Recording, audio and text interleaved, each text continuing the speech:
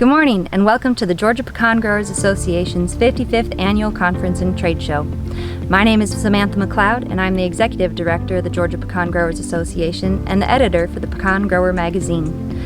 This year is our first virtual conference and field day, and for that we are so thankful for our loyal sponsors and supporters who have stuck with us through and through these unprecedented times. We'd also like to thank you as members of the organization, as you are the lifeblood of our organization and the reason we are here. Before we continue with the conference, let's review your Zoom features.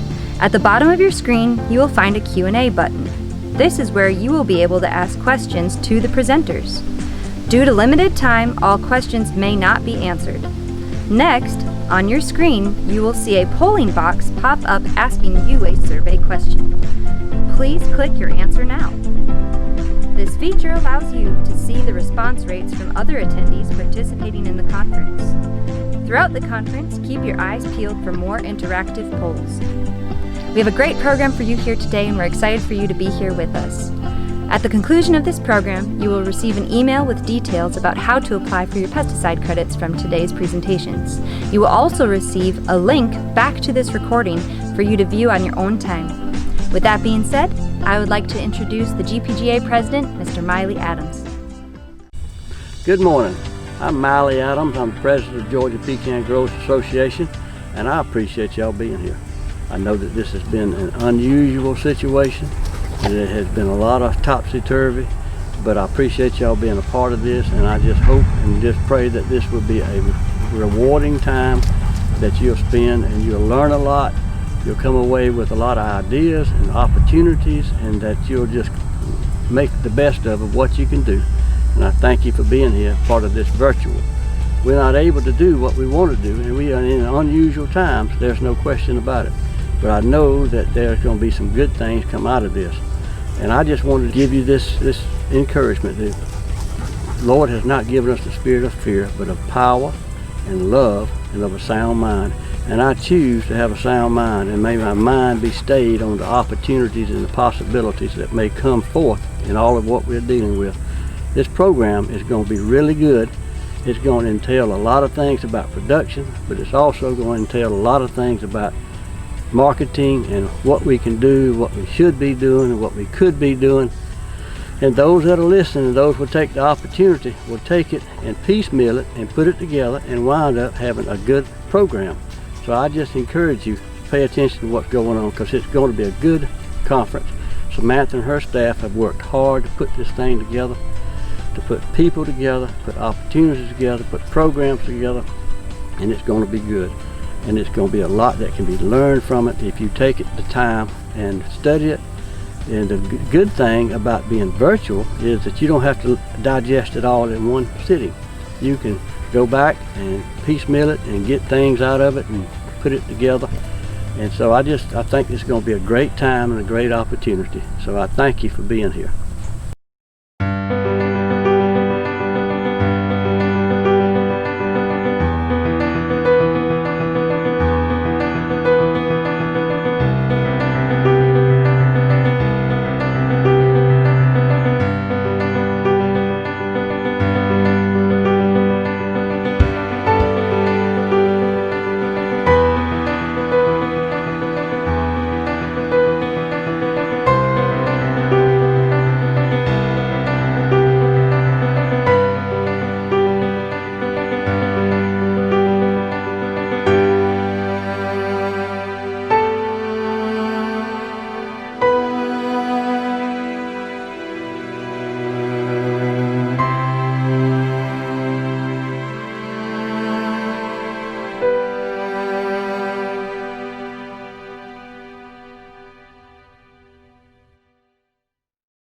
Hello everybody, and welcome to probably for all of us about our 1500th Zoom since March. But it's good to be here with you today, and congratulations to Samantha and the entire board, your leadership for pulling this together, and thanks for letting me visit this way through this wonderful technology that we've all used a lot, and I think it's actually going to change our business as we move forward. I sure hope all of you and your family have been safe.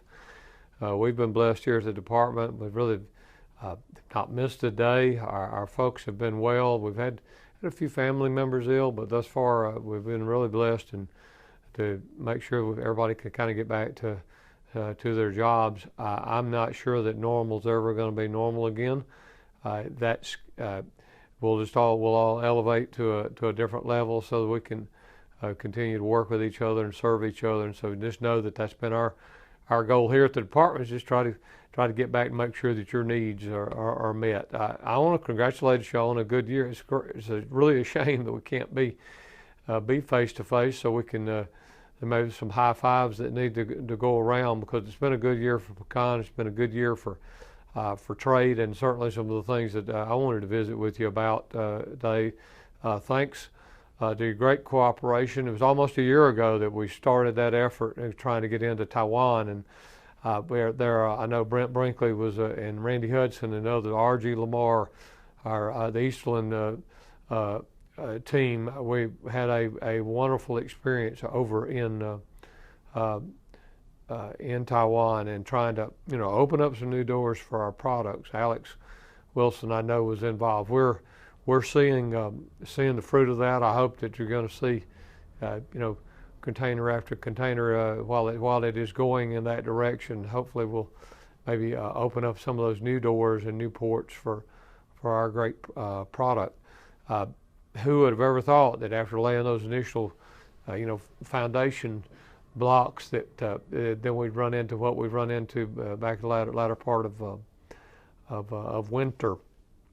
And we had our eyes set on really being at Taiwan Bakery Show, and I believe 9 additional trade missions is what we had scheduled with USDA this year, going all over the globe, and there's no doubt Pecan was going to be a part of that every step of the way. But we once again had to pivot, and just like all of you in your businesses, we'll have to kind of get those things rescheduled and make sure that 2021 will just make sure that it's 2020 was going to be good, but we'll just make sure 2021 has a little exclamation point when we get our legs back under us and are able to travel and do those things. We did get virtually to the Taiwan Bakery Show, and all accounts show that was very successful. Our third-party folks on the ground with Foreign Ag Service and our consultants over there did a fantastic job. And I hope some of you actually saw the displays that were there. And now we just got to turn those displays and conversations into orders for you, and I fully expect that to happen.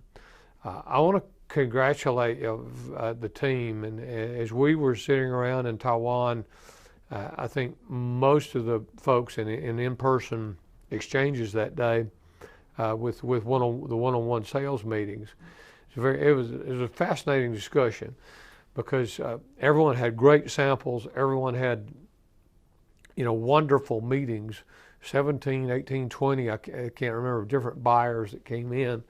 But I think all those who participated would confirm that they said, well, we're very interested in buying mammoth halves. And of course we had ours out from the, up to the 225 count. But then many of the participants, we had some 150s, some 160 count pecans, and they say, well, I buy mammoth, but I buy this. What is this? And it really got us to thinking, because they had never seen the larger Georgia pecans that I know many of you have the capability of producing, and such quality and content there. And so it really got us to thinking one night, what could we do as an industry? What can we do through our existing marketing order and the authority that we have here to establish something that's just a little better? Because I think it was a stark difference for people to say, no, I've been buying this, which would they be buying that from some of our Western competitors or other importers, and yet I want this. And so congratulations, everyone. We're really excited about the Georgia Grand. That's the birth of the Georgia Grand grade was really came out of our efforts in Taiwan, and I really believe this is exactly where we need to be. And hopefully from our future marketing efforts, we'll see some really good things to come from that, because there's no doubt about the pecans that you produced. They're second to none in the world, and we just want to be sure that we can get that good Georgia grown brand on there, but also the reference to the new Georgia Grand grade that I really believe is going to be a game changer for us. So congratulations to all the team that was with us back in Taiwan for your creativity, and I want to thank Andy Harris and the other folks on our team, some of our Ashley Sellers, Jarrett Cook, that helped us with just on a little bit of the legal side of the business. But there's no doubt the world's going to hear from Georgia Grand in the coming years, and we're just that to go along with Georgia Grand. I think it's going to be a real game changer for us. It's really hard to believe that here we are. By the time y'all are seeing this, we're about 23 months post Hurricane Michael. None of us are going to forget. Some of you are still actually, you're living with it every day. The fact that I know when we got airborne after Hurricane Michael, wind stopped blowing, and this very same camera that we're sharing today, this message, this very same camera with Aaron we were airborne the next morning with a long lens and looked into several of your orchards to see the devastation. Who would have ever thought it would take us 23 months to actually complete with the whole laundry list of activities that we had to go through with USDA to actually finally get your relief. But we're thankful. We worked very hard. Brent and others were very helpful in helping formulate what was going to be the response for pecan. Just kind of going back, we did everything USDA asked us to do. We had our plan in. Matter of fact, the only state with their plan in on time, which was June 28th, 2019, and they really didn't think it would take us that long to get through. We had to fight through some things, but all that's in the rearview mirror right now. I'm happy to report to you $26.4 million thus far of applications for pecan relief, averaging $70,000 per producer. Those have been have been approved and paid, and hopefully have been helping right your ship just a bit as we move over. 368 producers statewide actually qualified. So we're delighted. Through every discussion with FSA, with our federal partners, we're just so thankful that they listened. Lenny Wells, Dr. Lenny Wells, thank you for all of your hard work as we were kind of building this system. Because when the wind stopped blowing and we had the commitment of Congress, and then ultimately finally had a final package that June the 6th, 2019, that the president signed, we had to start this program. There's no handbook for it. There were no maybe some rules, but not a handbook that says, all right, if we're going to do a state block grant, here's how you do it. We had a little bit of a blueprint from some citrus work in Florida before, but across all of our commodities and how we were going to administer it at this department, it was we relied on many of you and took your advice, and then we worked real hard. And from Bryce Trotter, who led this effort for us, and really beginning last fall, it's been an incredibly heavy lift, but I'm glad we've had some very strong people working on it, and that's a credit to the state. It's a credit to dedication to Bryce and Don Giles. We hired a former colleague at Farm Bureau, and Don came on to help guide the review panel that we were able to finally get off last spring. And so folks were this close to being done, and we something to excite to really, I think, be excited about, that to kind of to finish the race, run through the tape, and have something to celebrate. I hope it's been helpful to you.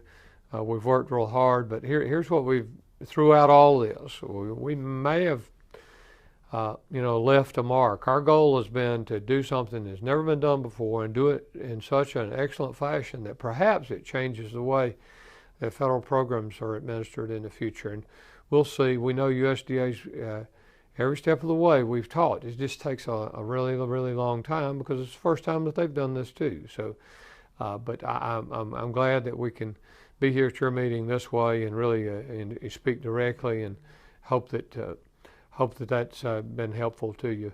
But again, I want to salute our team every step of the way. They've worked very hard to serve you, and I'm pleased that we're now kind of drawing things to an end.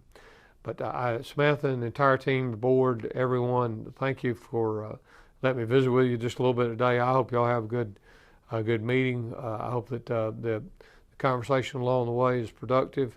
Hope we'll be back together in person before too long. I hope that you know too that if there's something directly that you need from this department or need from me as we move into this harvest season, we pray that it'll be safe for you, that it'll be incredibly productive, and let's work together to continue to open these markets where, as we've said many times, we've been selling pecans for a long time. We need to go back to selling pecans and get them up above $3 again. So that certainly should be in our sights. And we just hope that all of you have a very safe harvest. So thanks for letting me share this time with you. God bless, and y'all have a great meeting. Since 1998, Avery Crop Insurance Risk Management Specialists have provided personalized service for pecan growers. Insuring over 50% of the pecan acreage in Georgia and over 30% nationwide, Avery is your preferred risk management team.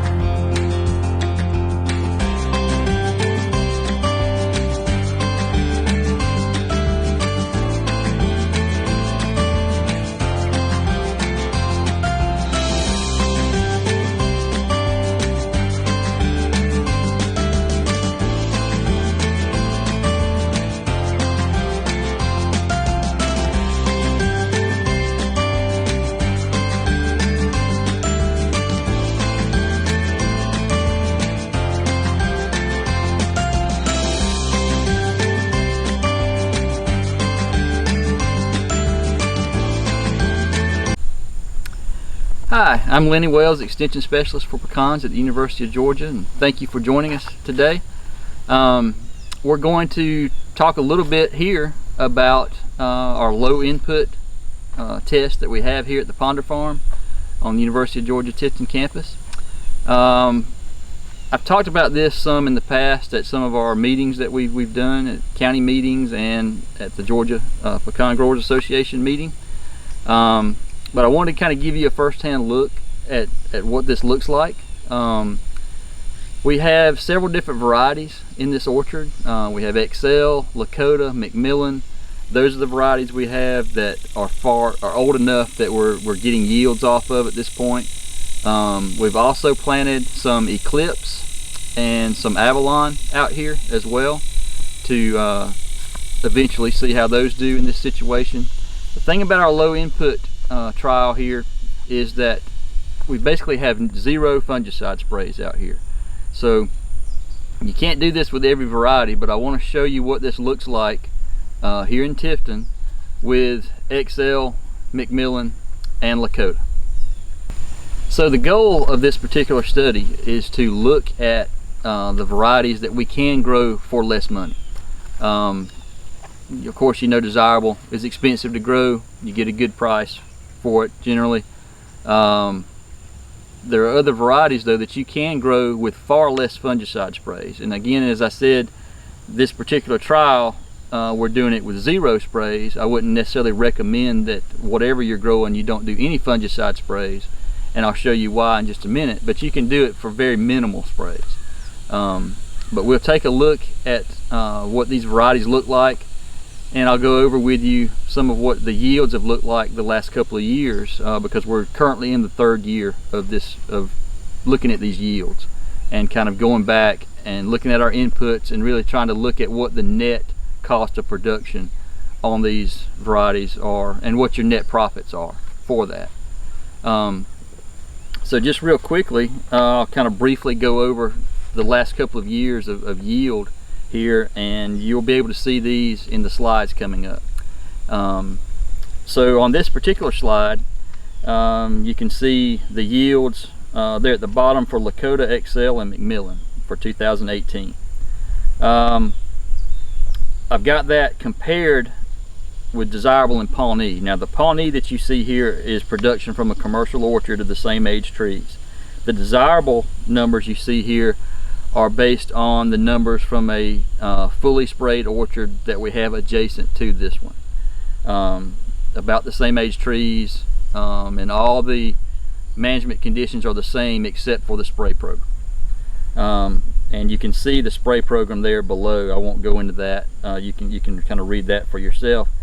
But if you look at the yields there on all these varieties, decent yields. The Lakota in 2018 was very good, and this is on an 8-year-old tree, I will also add. So that's pretty good yield for an 8-year-old tree. And that yield is per acre that you see there. You see the count and percent kernel for those nuts, and then you see the cost per acre beside that. And that cost per acre is based on you know, the variable cost of production. The only real difference there is going to be the fungicide costs. So even though you're in a low input situation, you still got to keep in mind that it's still going to cost you money to grow this crop, because you still got water, you still got fertilizer, you still got herbicide, you still got a lot of things you have to do to manage the crop. But for some varieties, you can leave a lot of fungicide off and help a lot with the bottom line. And then you see the cost per acre of production there, the price per pound that we got for those nuts that year in 2018. Then you see the gross profits, and then the far right column is the net profit. And you can see the differences there. I will say for the Macmillan, if you look at that, the yields are a good bit lower than they are for the others. The reason for that is those trees were grafted in a couple of years later. So that's a top work tree that was done a couple of years after the Lakota and Excel were already up and going. So that's probably why those numbers look a little lower there. If you look at this next slide, you see the 2019 yields. One thing to point out is the Lakota.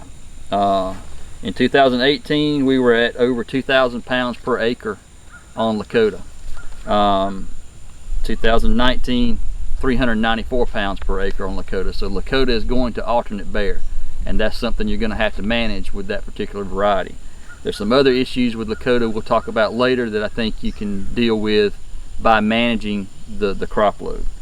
But again, you see the count and percent kernel for those as well. You see the cost per acre, the price per pound for each one, and your gross and net income.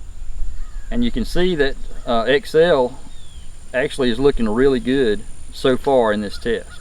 Our net income from XL was $2,380 an acre in 2018. It was over $3,000 an acre in 19. So that looks really good.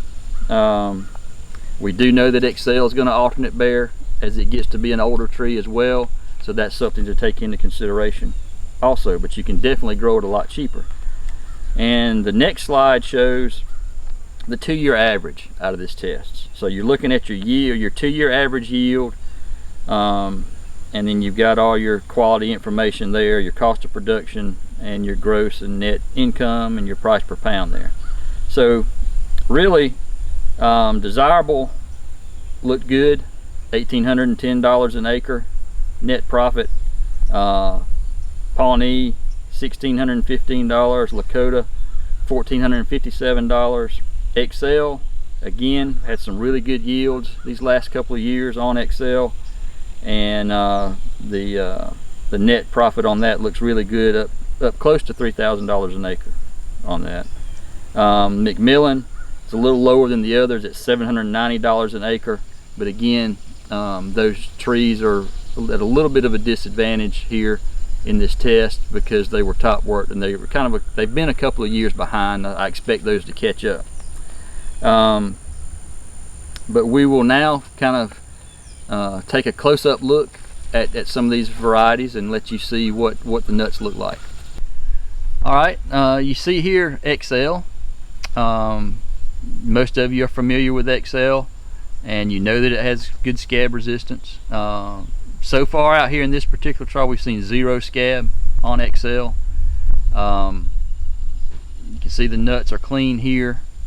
This is pretty typical of what we see with XL. And again, this is with 0 sprays. And we'll have a wider shot of the crop. Hopefully you can get an idea of what that looks like as well. But just to kind of let you take a look at this, 0 sprays, 0 fungicide sprays. The tree's still pretty clean here.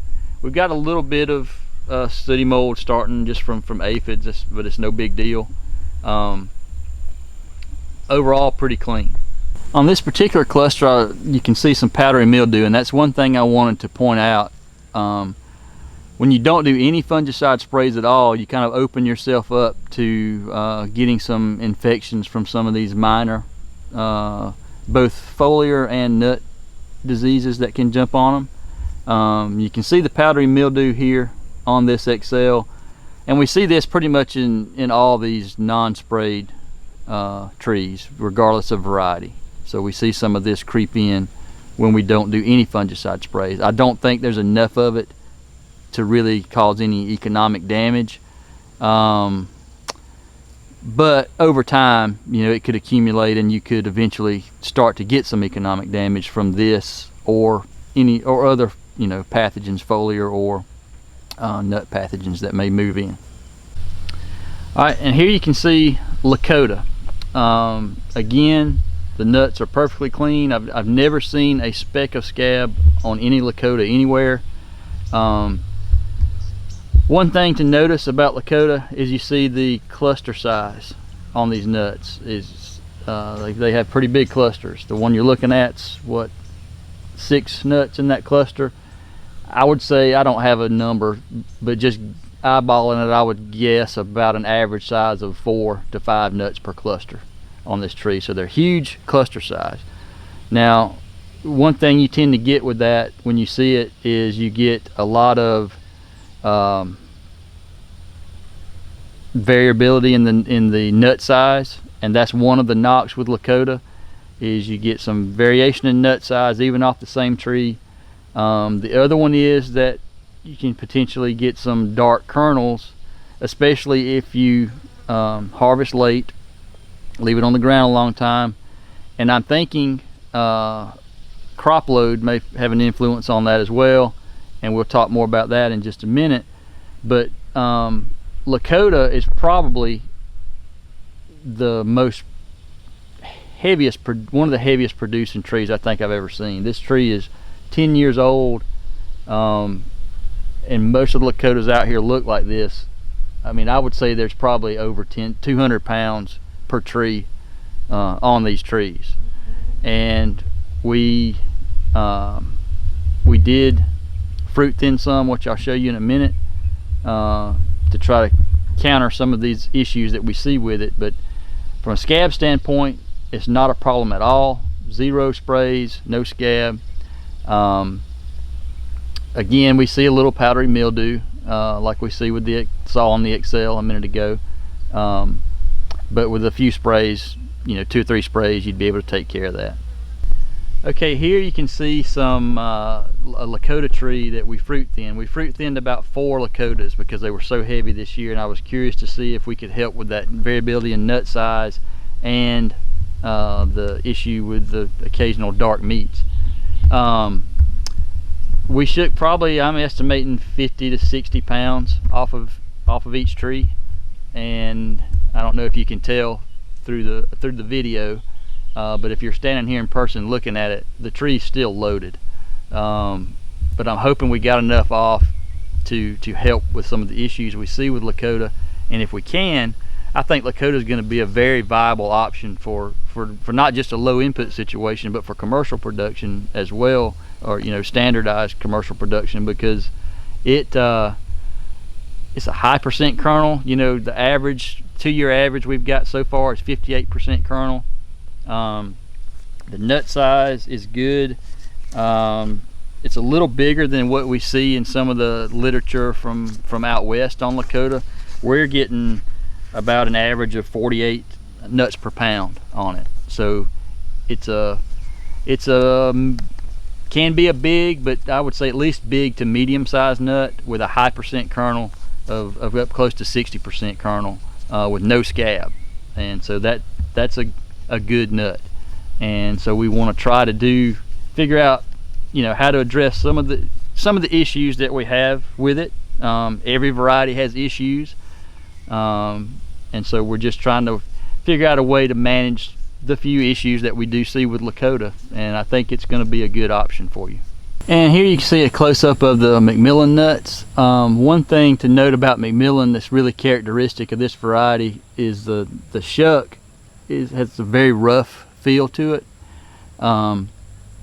and that's a very good indication of it. But this variety, again, this is a low input test, and we're looking for things that you can grow without having to do a lot of spraying on.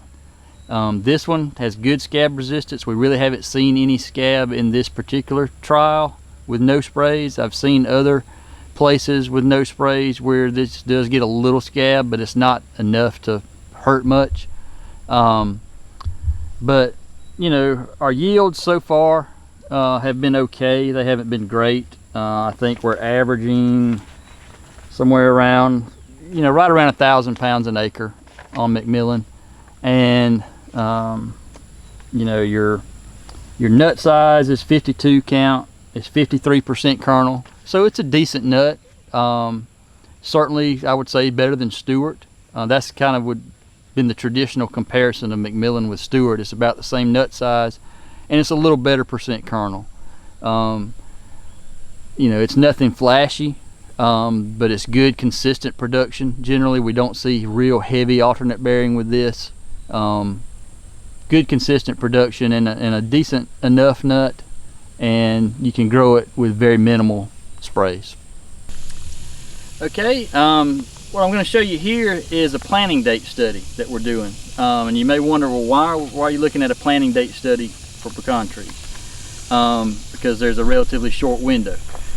What I have observed over the last several years with all the new trees going in is that trees that the earlier you get those trees planted, the better growth they tend to have. We see a lot of this scorching on young trees that most of you are familiar with. You know, you'll get to May or June, you'll start getting some scorching of the leaves, some little defoliation, that type of thing. I see a lot more of that in orchards that are planted on into March as opposed to before March. So we put this planting date study in, and we started planting in early February. So we have an early February planting date, a mid-February planting date, early March, and a mid-March. We planted these this year, and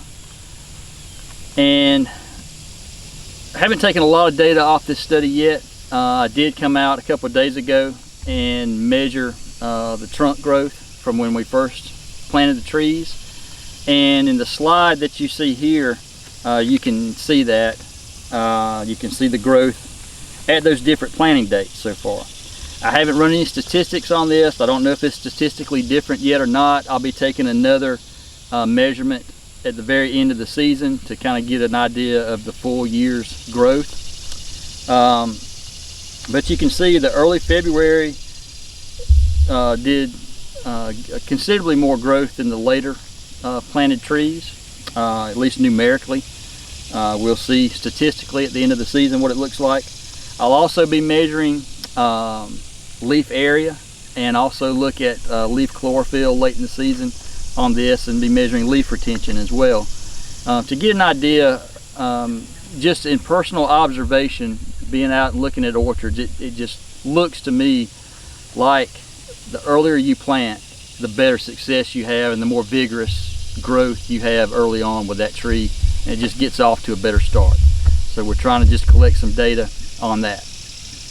And just to give you an idea of the difference in growth that we're looking at here, this is a tree that was planted early February, and you can see the growth on it so far. And we'll take a look at some of the other planting dates as well. And this is a mid-February planted tree, and you can see we've still got pretty good growth on it. It's a pretty vigorous tree, so we're good at that point for planting date. And this is an early March planted tree. Not all of our early March planted trees look this bad. Some of them look just as good as the mid-February planting date, but you do start to see a reduction in growth as you get into March.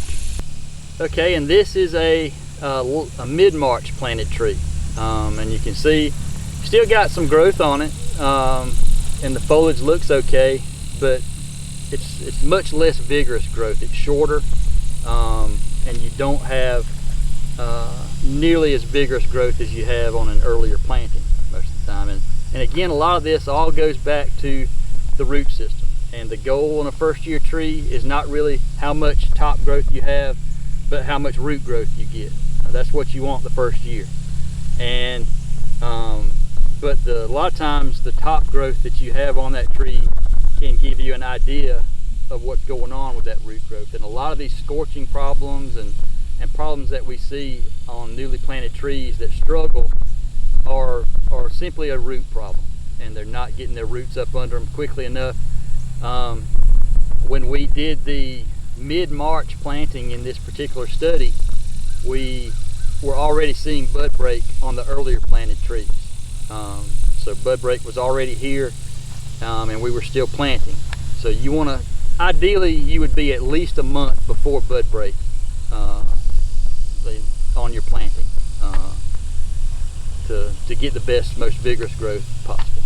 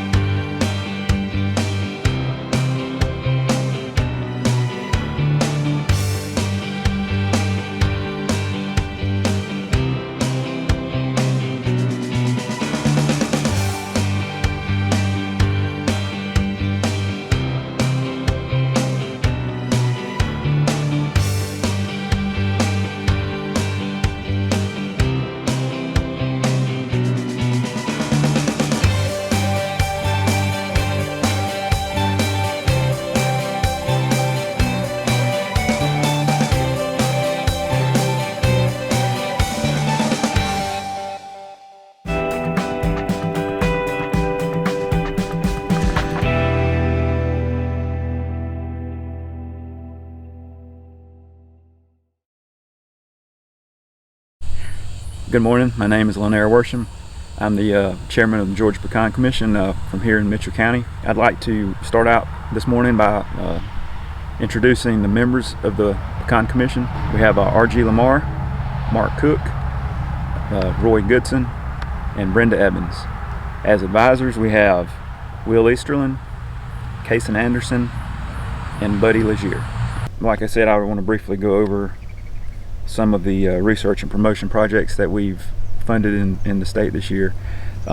First, we've done an irrigation modeling research program as well as a pecan production program, both with Dr. Lenny Wells. We funded a weeds research project with Andrew Sawyer from East Georgia. We've worked on a fungicide program now for several years with Dr. Brenneman over in Tifton, as well as insect research projects with Dr. Acebus over in Tifton also. And then there are several projects that range from fungicide, insecticides, production practices, things like that with USDA researchers in Byron. And so we partner with Byron on several projects as well. And finally, an important one that we've been funding for quite some time is the antioxidant research that Dr. Peg has done, which gives us more ammunition to compete against similar nuts, which his research has proved that pecans are higher than any other of the nuts in antioxidants, which gives us the claim of better health. Some of the promotional things that we've done, and we've partnered closely with GPGA to represent both the commission and pecan growers in the state at several events. A couple of those would be the PMA, which is a produce conference, as well as the Farm Bureau annual conference over in Jekyll Island, which is held every winter. GPGA also helps us in promoting pecans by managing our samples, which are requested at their office by various individuals for different events, and they distribute those for us. A couple of international promotional events that we've done with GPGA's help is an Eat Y'all program, which primarily focuses on outreach in India, and that's focusing primarily on high-end chefs there in that country. And then we also partner with them and have for several years now on an e-commerce project, which allows local pecan shellers access to Chinese consumers through a free trade zone there in China. So those are some of the research and promotion projects that we have partnered with both UGA, USDA, and promotion with GPGA. Lastly, we have a couple of other promotional projects that we've done, one being partnering with the Farm Bureau Foundation to fund a mobile classroom, which is a trailer classroom that spotlights various crops grown throughout the state, that travels around to different schools on a schedule to promote and educate the students on agriculture in Georgia. And on that trailer, we did fund a portion of that to focus on pecans. I'm sure, as most of you have read in the GPGA magazine last month, there was a nice article about the Georgia Grand, which is a new size that we developed here in the state to separate or set apart our large pecan half, which is primarily made up of the desirable. So in an effort to set or separate, designate that we do grow a larger than normal half, larger than the normal classification. So we developed a different sizing category for that, which is called the Georgia Grand.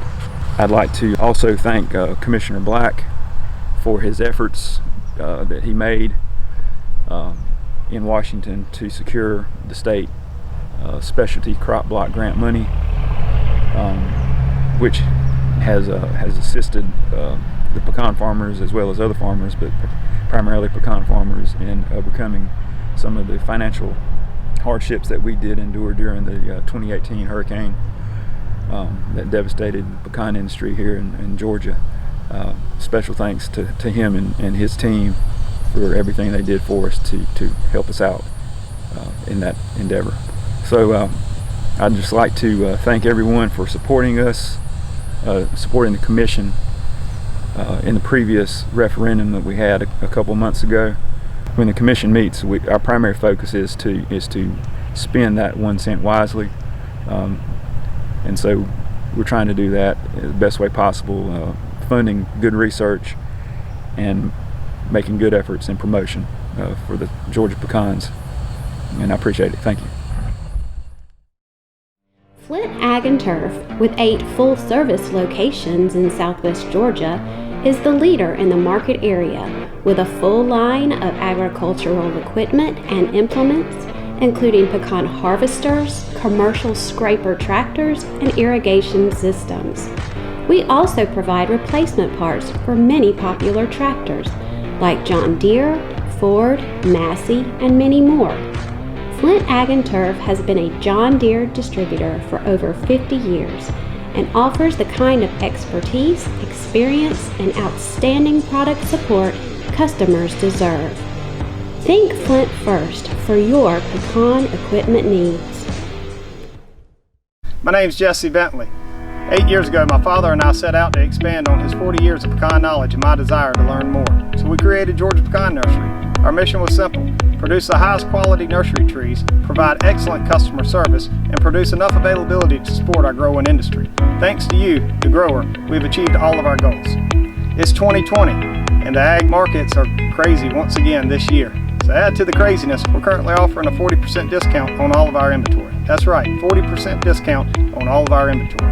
Whether you're a seasoned grower or just jumping into the industry, we would love to assist you with all of your needs. Give us a call today while the inventory lasts. From our farm to yours, thank you and God bless.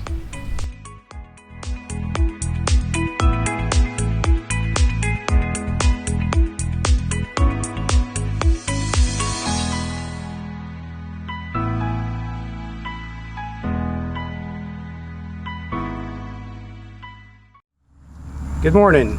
My name's Tim Brenneman. I'm a plant pathologist here at UGA. I mainly research on peanuts and pecans. And today we'll be talking about pecan diseases and some of the work that we did this year. It was obviously a different year. Obviously different in the fact that we're filming this and not having an in-person meeting. It was a difficult year to work. As we were needing to start being in the orchard is when the epidemic hit, and we were basically told to leave campus. So we were able to get permission to come back and do a few things. Fortunately, having one man on a sprayer in a 20-acre orchard is a pretty good way to socially distance. So we did get a number of trials set up this year, and we got some good data. And I want to tell you today about the trials we have done. Mainly Scab is my number one objective, controlling Scab, and developing fungicide programs. We continue to look for new products, and we're always looking for ways to improve our management programs and trying to optimize the use of the fungicides we already have. We do have a very good arsenal of fungicides for pecans, and they're very different though, and there's different strengths and weaknesses, so we're always looking for the best way to put those together. And certainly fungicide resistance is an overarching concern, that we're trying to use them wisely where we don't develop resistance to those products. So that's pretty much the topic I would like to cover today. We did have some good scab pressure this year. I'd say in my observations looking around the state that probably June, especially the latter part of June and first part of July, was really the critical time when the scab wars were won or lost this year. We were fairly low pressure early in the season, but it really exploded in June and July, and that told the tale as to whether or not we were able to keep this epidemic under control. But thankfully, most guys I talked to, I think were pretty pleased with their programs this year. Several told me they had the least scab that they thought they had ever had in their orchard. And I think some of the new products that we're going to talk about had something to do with that. So I'm real pleased with where we're at in our scab programs right now. And just talk now a little bit about some of the ways we're trying to tweak those and get the most out of our chemistry. When we talk about new chemistry, the first class I want to talk about a little bit is the phosphites, the phosphorus acid-based fungicides. They've been around a number of years now. We're using them more and more each year, finding utility in pecans, especially for scab. And I think the thing about the phosphites is they are unique. They are very different from any fungicide group I've ever worked with. And so we're still learning a lot about the phosphites. We're learning how to get the most out of them. And we're experimenting with different ways to use them. We've done things like trunk sprays because they are highly systemic. And that's probably the one feature of the phosphites that is unique and sets them apart from any other fungicide class we have on pecans, is the true systemic nature where they move into the plant, they readily move into the plant, and they can move in the xylem and go up the tree, and they can get in the phloem and move down the tree and into the roots. And we have no other product that will do that. So that offers new ways to use this chemistry that we've been exploring. As far as the systemic uptake into the xylem, we've done things like treat young trees, spray the bark on young trees. And if the bark is thin and the product can get in, we use a penetrating agent. If the product can get in through the bark, it can get into the xylem and move up into that young tree and control scab on up through the canopy.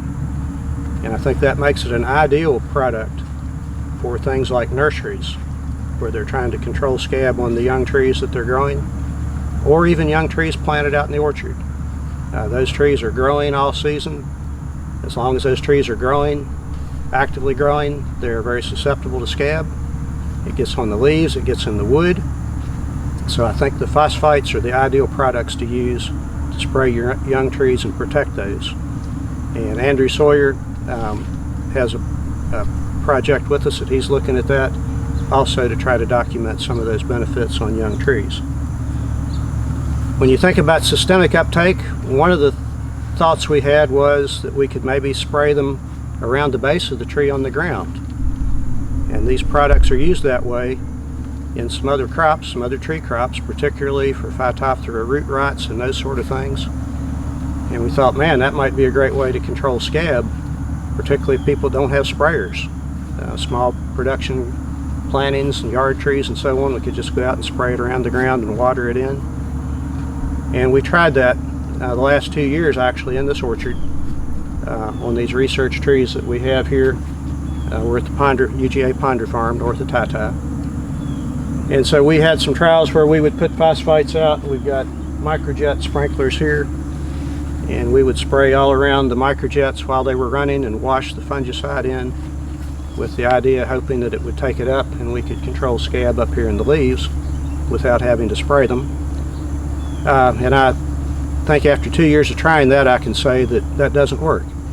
So it's a nice idea. It would be great if it did, but biologically, for whatever reason, maybe the uptake just isn't efficient enough, or there may be breakdown or binding of the fungicide in the soil. We're not quite sure why, but I'm confident from the results we've seen that it does not work. But again, one of those things that you have to try, and that's the beauty of being on an experiment station. We can try things and hopefully find out if they work or not. But the chemistry with the systemic nature does make it ideal for pre-pollination sprays also. So in terms of your disease control program through the season, clearly the best place to use phosphites is in the pre-pollination. And we know that scab is worse on young leaves, developing leaves. I've got a couple of shoots here. These are Wichita, which are really susceptible. This shoot grew out and formed a nut and quit growing, so the leaves quit forming. You can see the leaves are actually in pretty good shape. There's very little scab. We were dry back when these leaves were being formed, and then obviously we got some wet weather later. We got some pretty good nut scab there on that nut. If you contrast that to this shoot, this is one that formed later in the season.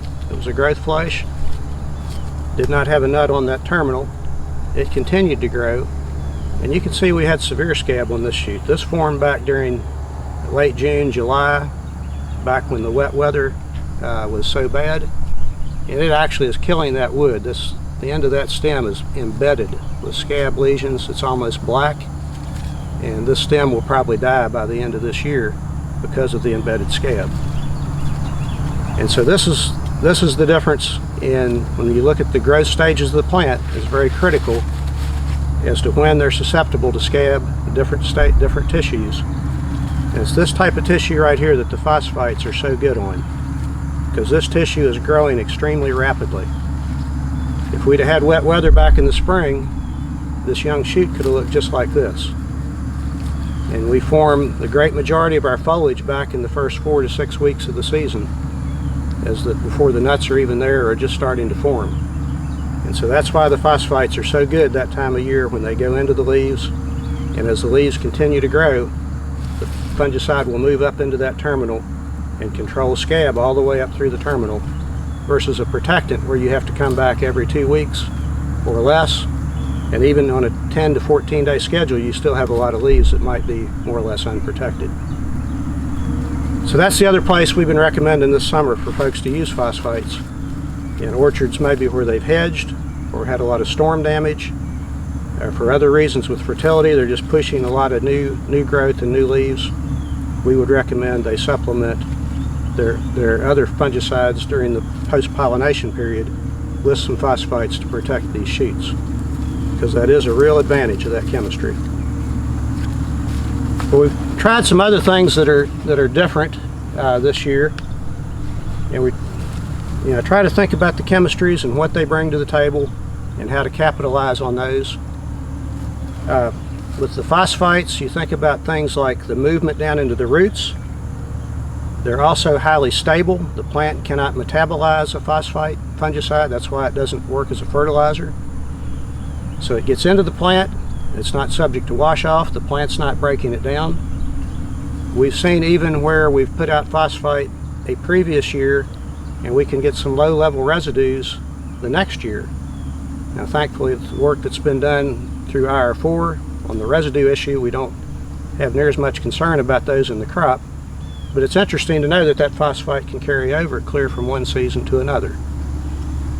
So a thought occurred to us that we might be able to take a higher rate of phosphate, and they are now labeled at up to 1 gallon per acre, some products, that we might take a higher rate of phosphate and spray it on the tree in the fall.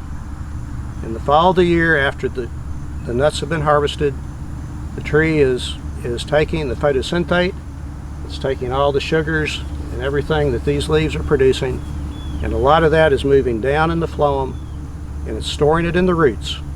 And that's the reason we try to protect these leaves and keep them on those trees as long as we can in the fall after harvest, because that's when the tree is really building up, and that's going to help the next year's crop quite a bit. But our thinking was, with the phosphates being so mobile, moving down in the phloem, we can come in after harvest when these trees are storing sugars, spray phosphate in the fall, have those applications move down. They could probably help protect the leaves in the fall, and then they would remobilize in the spring as the new leaves start to form. That phosphate would move out of the roots and up into the new leaves, and it might give us a good level of disease control on those first leaves in the spring, which we sometimes don't get protected. So again, we have replicated trees out here, young trees that get a lot of disease, and we tried that last fall. On some of the trees here behind me, we put out applications in the middle of October and early November. We still had good canopy on these trees, and we put out 2 quarts twice or 4 quarts twice, so we hit a pretty good rate. And we did this on replicated trees through the orchard, and came back this spring then when we had some leaf scab starting and took our evaluations. And I guess it's kind of like the applications on the soil. There's good theory to suggest that it might work, but again, based on actually just this 1 year's data, but it was well replicated, and I'm confident in the way it was done. We could really see no carryover effect of those fall applications on the scab this spring. So again, another kind of off-the-wall thing that might have really helped us get a new angle on approaching scab. In theory, it sounded like it might, but in reality, we'll probably do it one more time just to verify. But at this point, I don't think we're going to see that much benefit from that fall application.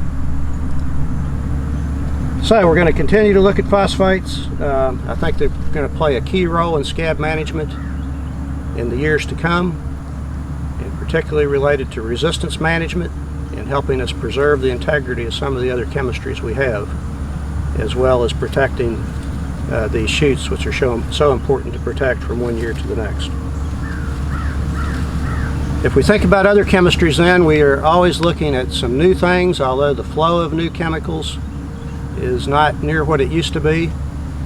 There is a new product on the market this year that was used extensively by growers, which is Miravis Top, and we've been very interested in that one because it does incorporate a new active ingredient, an SDHI fungicide, so that's a class that we've not been using, and that's always really important. If you can get another active ingredient, another different way of killing the scab fungus, that helps you preserve your other chemistries you have.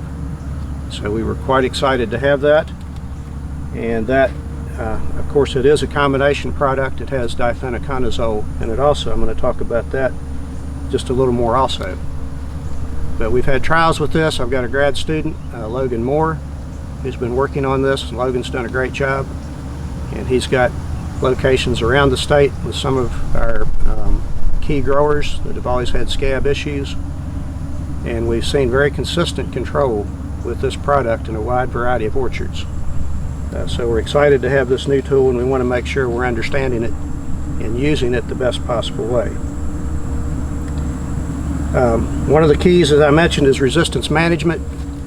This new class of chemistry we're using, the SDHIs, it has offered a great level of disease control in a lot of crops.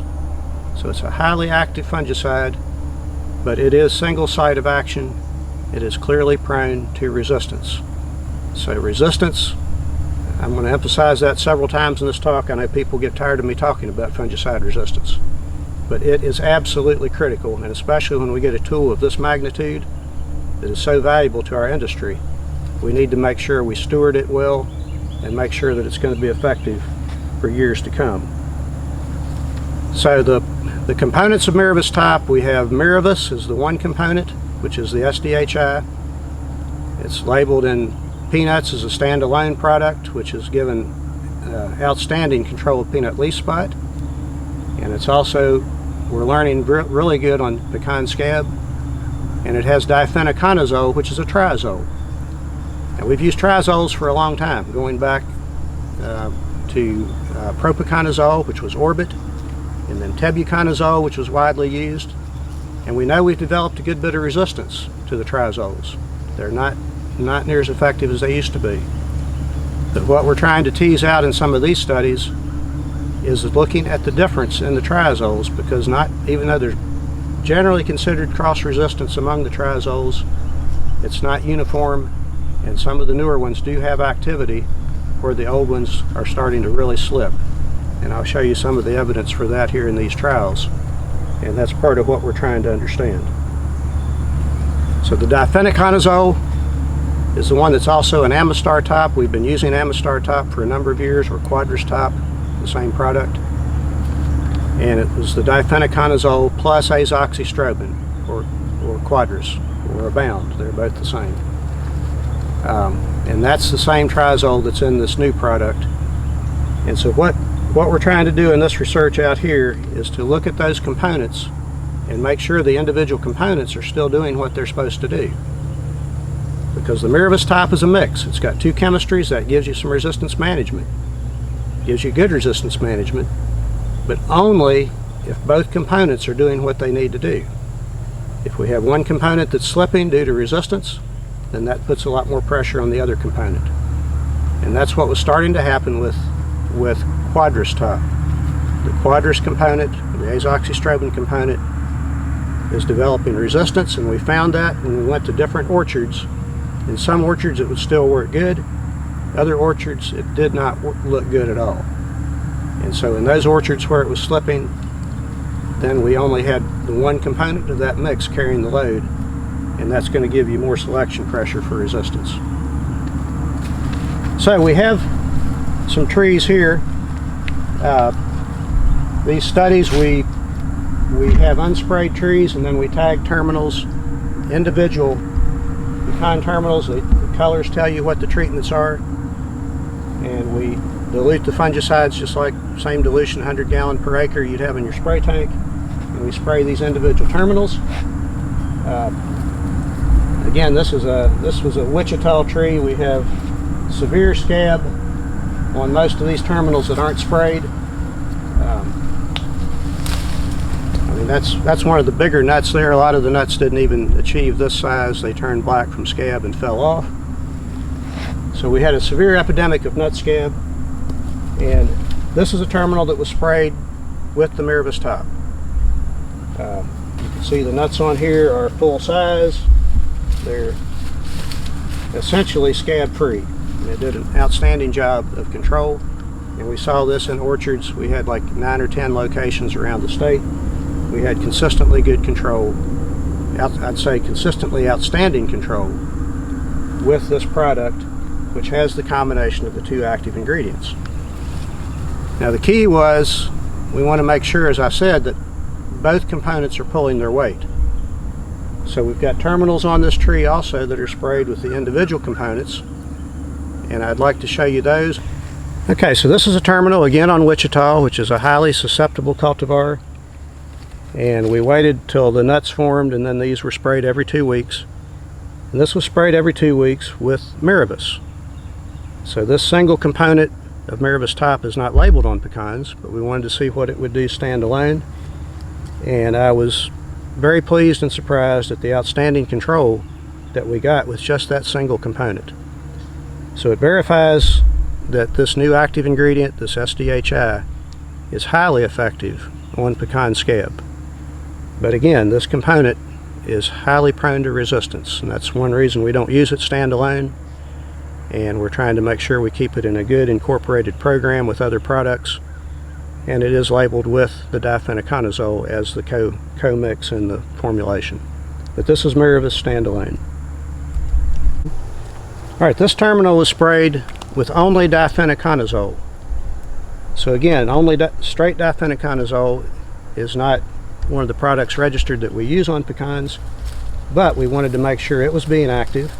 And you can see a scattering of scab here, but compared to, say, the non-treated beside it, it's pretty evident that we're achieving a high level of control, especially in a wet year on this cultivar. So this is really good news, because we know we're struggling with the triazole chemistry, and we knew there were differences within the triazole chemistry, but we do have a triazole here that's still maintaining very good activity. So that's what you want in a mix. You want to make sure that both parts of your mix are being effective in disease control. And so we have the Mirabis, we have the Difen that are both carrying their weight, and so each one is helping to protect the other from resistance to occur.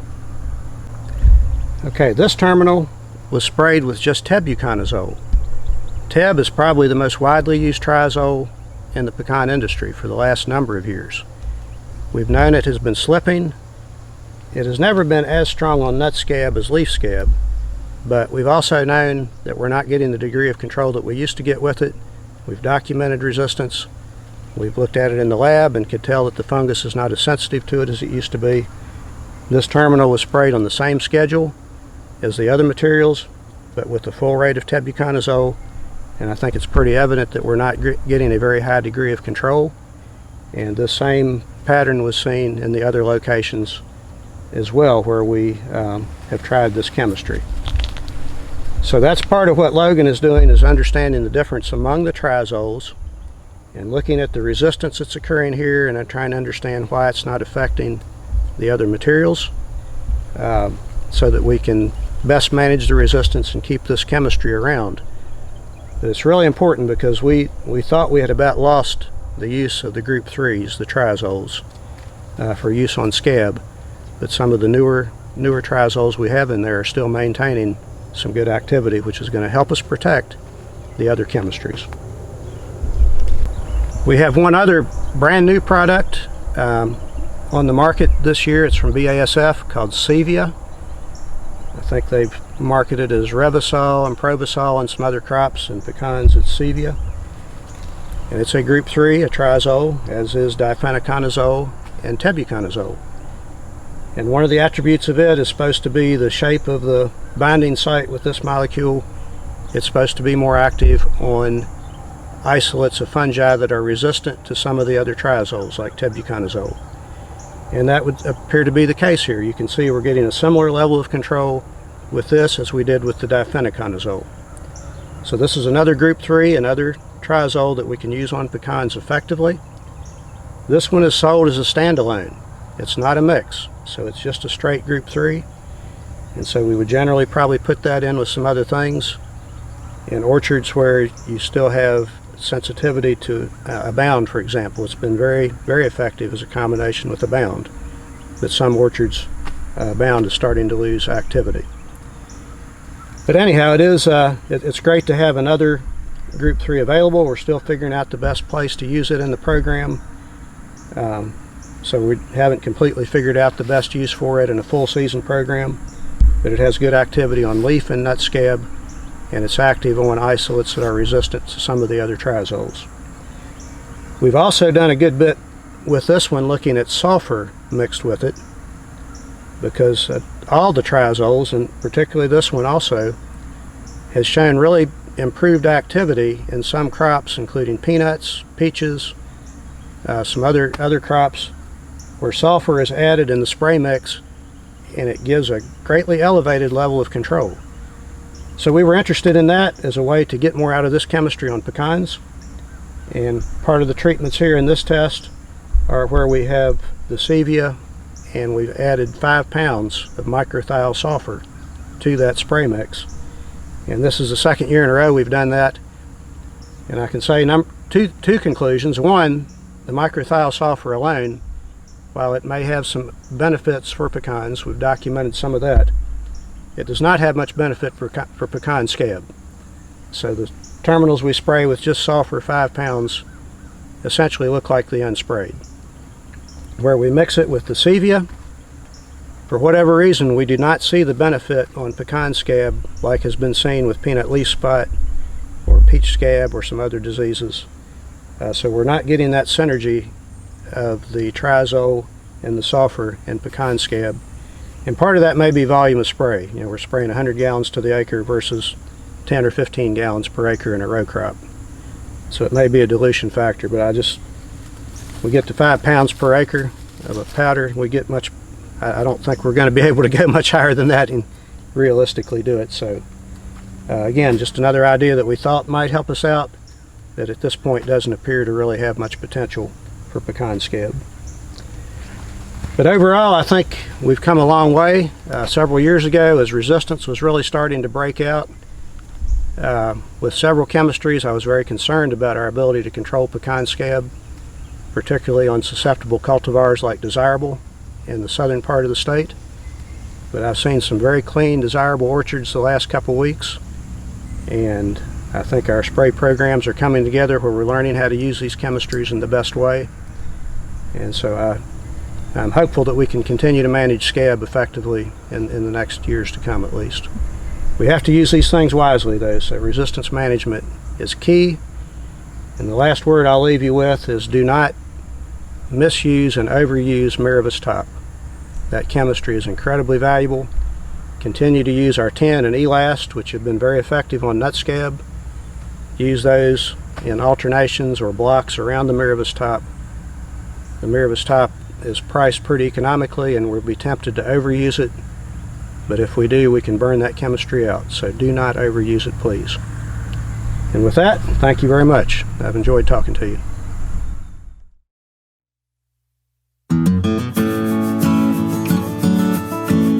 More than 50 years ago, a young man in southern Oklahoma dreamed up a machine that any farmer with a tractor could use to shake pecans out of his trees. This seed grew into a company that became the premier manufacturer of pecan equipment in the world. Savage Equipment still makes tree shakers, along with a couple dozen other machines that support every aspect of the pecan business around the world. Savage Redline provides everything you need for growing and harvesting pecans. Gray line includes all the machines you need to assemble a world-class pecan cleaning operation. And the stainless steel silver line has become the industry standard for pecan processing. It's been quite a journey since young Basil Savage crafted that first tree shaker, and you can learn more about it at savageequipment.com.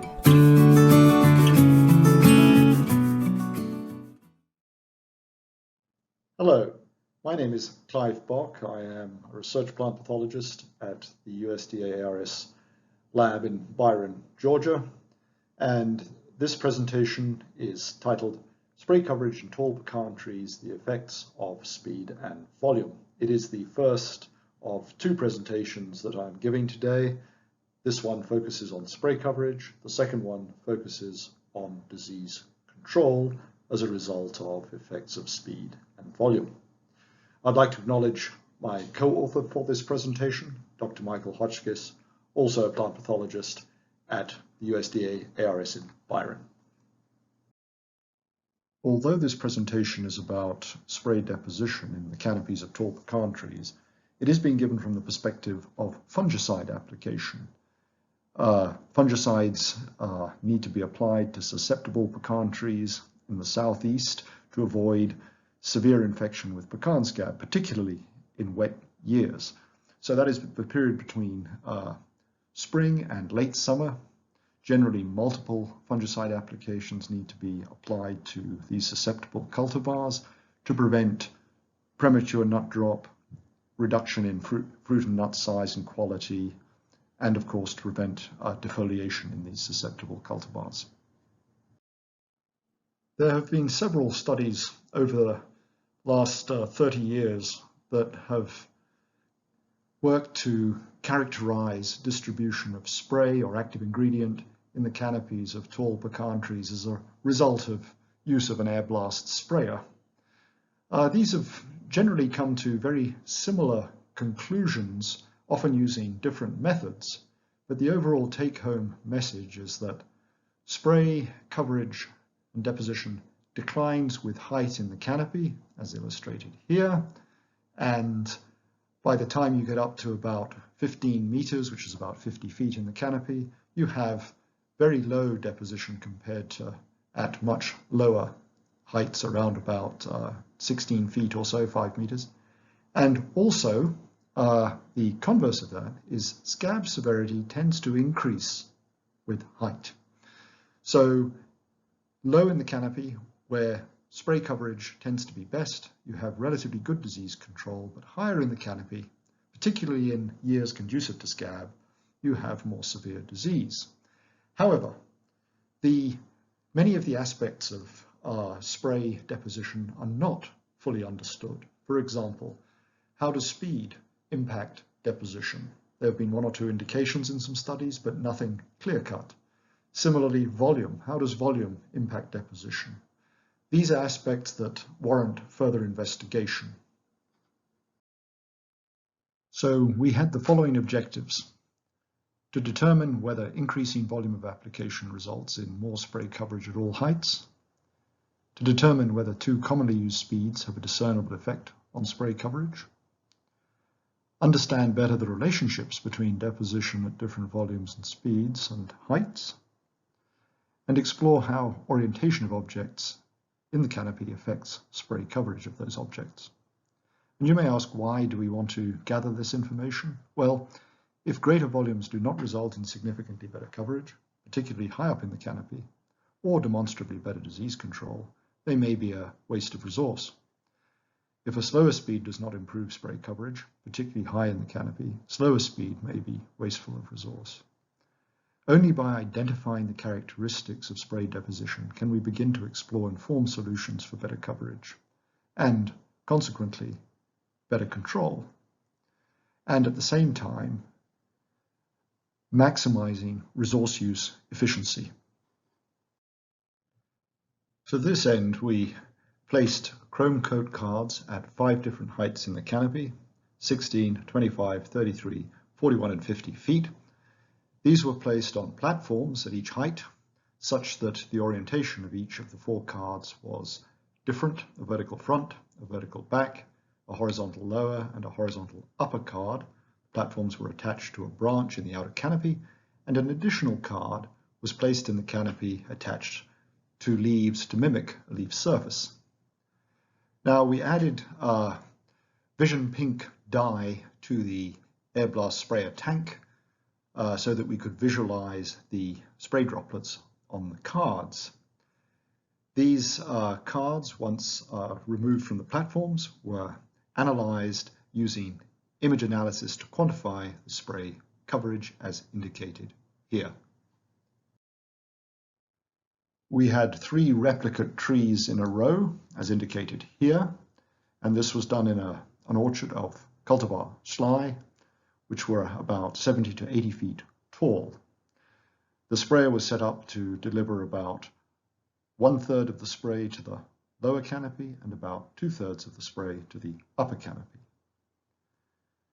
The spray cards were positioned as described on the previous slide, and we had these 6 treatments here shown in both metric and US units. That was 1.5 miles an hour at 50 gallons per acre, 100 gallons per acre, and 200 gallons per acre, and 2 miles an hour at 50 gallons per acre, 200 gallons per acre, sorry, 100 gallons per acre, and 200 gallons per acre. The experiment was repeated once on a different day, and the data were analyzed using a generalized linear mixed model with fixed and random effects, using mean separation with Tukey-Kramer tests, and we also analyzed the data using linear regression analysis. These are the nozzle settings that we use to achieve the correct gallonage per acre at the different speeds. So what we had here was 50 gallons per acre at 1.5 miles an hour, 50 gallons per acre at 2 miles per hour, 100 gallons per acre at 1.5 miles per hour and 2 miles per hour, and 200 gallons per acre at 1.5 miles per hour and 2 miles per hour. The blue numbers here represent the nozzle volumes for the spray directed to the upper 2/3 of the tree, and the black numbers here represent the nozzle volumes directed at the lower third of the canopy of the tree. These are the subtotals here, and the total gallons per acre is indicated in this bottom row, which is close to the target volumes. On this first slide, we are looking at simple effects of treatment on spray deposition. Simple effects are a component of an interaction between two variables. In this case, it is the treatment, the speed by volume treatment by height interaction, and we are looking at the simple effects of treatment at each of the heights. This means we're taking a level of height on its own and comparing the treatments at that height only. And then we do that at the next height and the next, and so on. So in this case, higher application volume resulted in more deposition at 16 to 41 feet. There was no difference among treatments at heights of 50 feet. So here we have 50 gallons per acre, 100 and 200 gallons per acre at 1.5 miles an hour. And here we have those same volumes at 2 miles an hour for each of the different heights. And you can see the mean separation based on shared letters from the analysis.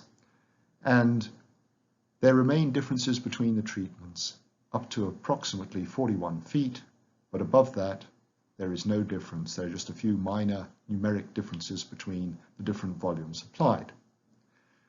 There were no effects of speed that were statistically discernible. This slide shows the simple effects of height for each of those treatments that were compared in the previous slide. And we have deposition on the x-axis and height on the y-axis for each of the different speed by volume treatments. With all of the speeds and volumes, there was a decline in deposition with height, so the trends were all the same in all of these studies. Invariably, there was significantly less spray deposition at 12.5 and 15 meters, or 41 and 50 feet, compared to less than 7.5 meters or 25 feet. So the trends, regardless of volume or speed, tended to be very similar, although on the previous slide we already demonstrated that the actual quantity of spray applied did result in different depositions up to a height of 41 feet. To explore the relationship between spray deposition from the different treatments and height, we performed linear regression analysis. These here are the results of the linear regression analysis, and these parameters here for the intercept and the slope of the linear regression allow us to construct this figure here, which basically models the data that we collected from this experiment. And here the red lines represent the slow, the 1.5 mile an hour and 2 mile an hour application speeds at 50 gallons per acre. The blue lines represent the 100 gallon per acre treatment at 1.5 and 2 miles an hour. And The green lines represent the 200 gallon per acre treatment at 1.5 and 2 miles an hour. And you can see here that there are clear differences. What we are also able to do with these data from the regression analysis is compare the intercepts and slopes. And this is of interest and of value because the intercept here of the y-axis tells us what the deposition is, and if those are significantly different, then there is a difference in deposition overall. And then the slope, which is the angle here of these different lines, tells us the rate of decline in deposition, which you can see is greater here for the green lines compared, say, to the red lines. And so this tells us something else about the dynamic of spray deposition given these different treatments. And you can see they are converging as they approach the x-axis. And where they cut that x-axis, it is effectively zero deposition or very low deposition. And it can be seen that they are tending to converge in the same general area, at 15 meters or 50 feet plus over the next perhaps 2 or 3 meters, they will all cut the x-axis. So this is informative in that regard, and there is a point reached where added spray volume or increased spray volume does not confer any further advantage in terms of spray coverage at greater heights. We also wanted to compare card positions for the different treatments. So here we're looking at the simple effects of card position for each treatment. Now, if you recall earlier on, I described the platforms that we used to put the spray cards in the tree canopy at the different heights. They had 4 faces, a vertical front, a vertical back, a horizontal lower, and a horizontal upper, indicated by these abbreviations here. And then we had a 5th card placed on a terminal to mimic a leaf. And what these results show us is that for each treatment here, the overall pattern of deposition on those different card positions was the same. Invariably, there was the most spray, either numerically or statistically, deposited on the horizontal lower card, followed by the vertical front card, followed by the leaf card, and then the horizontal upper card, which presumably receives spray falling back out of the air mostly after being blasted up into the canopy. It drifts back down, lands on the horizontal upper card, and finally the vertical back card, which had the least spray deposition. Now, this is potentially useful to know because it may well be that fruit, particularly in the upper canopy where perhaps coverage isn't quite as good, may only receive good spray coverage on that side of that fruit cluster that's actually facing the spray. The far side may not get such good spray. So this could be an explanation as to why perhaps fruit in the upper canopy may get a little bit more disease compared to ones in the lower canopy, and that not only is there less spray coverage, but it's also much less uniform, and that only part of the fruit or the fruit cluster may be receiving efficacious spray coverage. On this slide, we're comparing the simple effects of treatment for each card position. So we're comparing those speed and volume treatments, the 50, 100, and 200 gallons at the 2 different speeds, 1.5 and 2 miles an hour, for the leaf, the vertical back, vertical front, horizontal upper, and horizontal lower positions.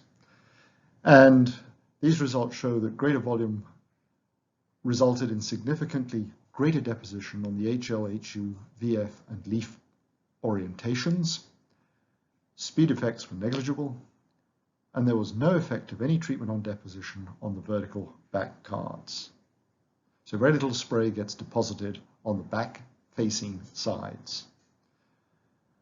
And although that's not a problem lower in the canopy, it could be more of a problem higher in the canopy where the wind speed from the air blast sprayer may not jostle the canopy quite as much. This slide shows another aspect of the results. Here we're looking at the simple effects of card position by height. So we're comparing the 5 different card positions at each of the heights from 16 to 50 feet. And in this study, there were similar trends evident at 16 and 25 feet among the different card positions. And those are already described as before, with most on the HL card and least on the vertical back card. 33 feet, there was greatest deposition still on the HL card, and then the HU, VF, and leaf cards all grouped together with least on the VB card. At 41 feet in the canopy, both the HU and leaf cards had similar and greater spray deposition compared to the VB card. And finally, at 50 feet, there was no statistical difference in deposition regardless of card orientation. There was very low deposition on all card orientations. On this slide, the simple effects of height by card position are represented. So each of the different card orientations are analyzed in relation to the deposition at the different heights. And this is the spray deposition. So least deposition occurred at 50 feet for all card positions, as can be seen here. Most deposition was at 16 to 25 feet, although this was not always statistically different to that at 33 to 41 feet in this mid-range. The vertical back card had scarcely no gradient. There was low deposition at all heights. So although the trends were the same, there were still some fairly stark differences in the quantities when analyzed based on this simple effect. To summarize, greater volumes do result in more deposition, but the vast majority of that volume-dependent deposition is at heights less than or equal to 41 feet in the canopy. There's very little extra deposition at heights greater than 41 feet, even when applied at 200 gallons per acre. And this seems to be due to the more rapid decline in deposition when greater volumes are applied. Lower application volumes of 50 gallons per acre do result in less deposition lower in the canopy. But does that translate into less effective scab control? That is the big question. I refer you to the second presentation in this series, which is being given today, also to see the effects of application speed and volume on scab control in the canopies of tall pecan trees.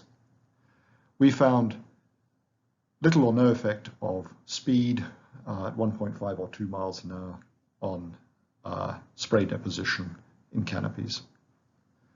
Card orientation had a major effect on deposition for all treatments. This could affect deposition on fruit, particularly higher in the canopy, where the air blast might not ensure adequate jostling of the fruit and leaves for uniform deposition of spray droplets.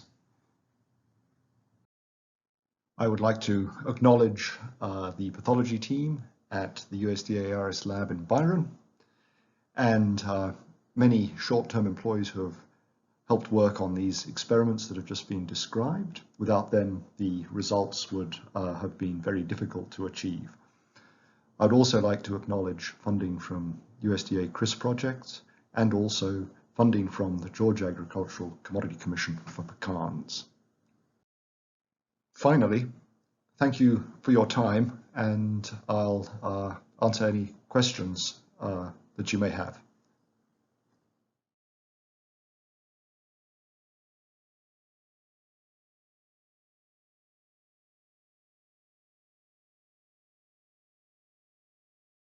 What's super nutritious, super delicious, and a little nutty? American pecans. The healthy way to pack flavorful protein into your day. From heart smart smoothies, to sweet sensible snacks, to wholesome meals for the whole family. Be inspired by all the pecan possibilities with health-conscious recipes at AmericanPecan.com. Put the nut in nutritious with American pecans. the original super nut.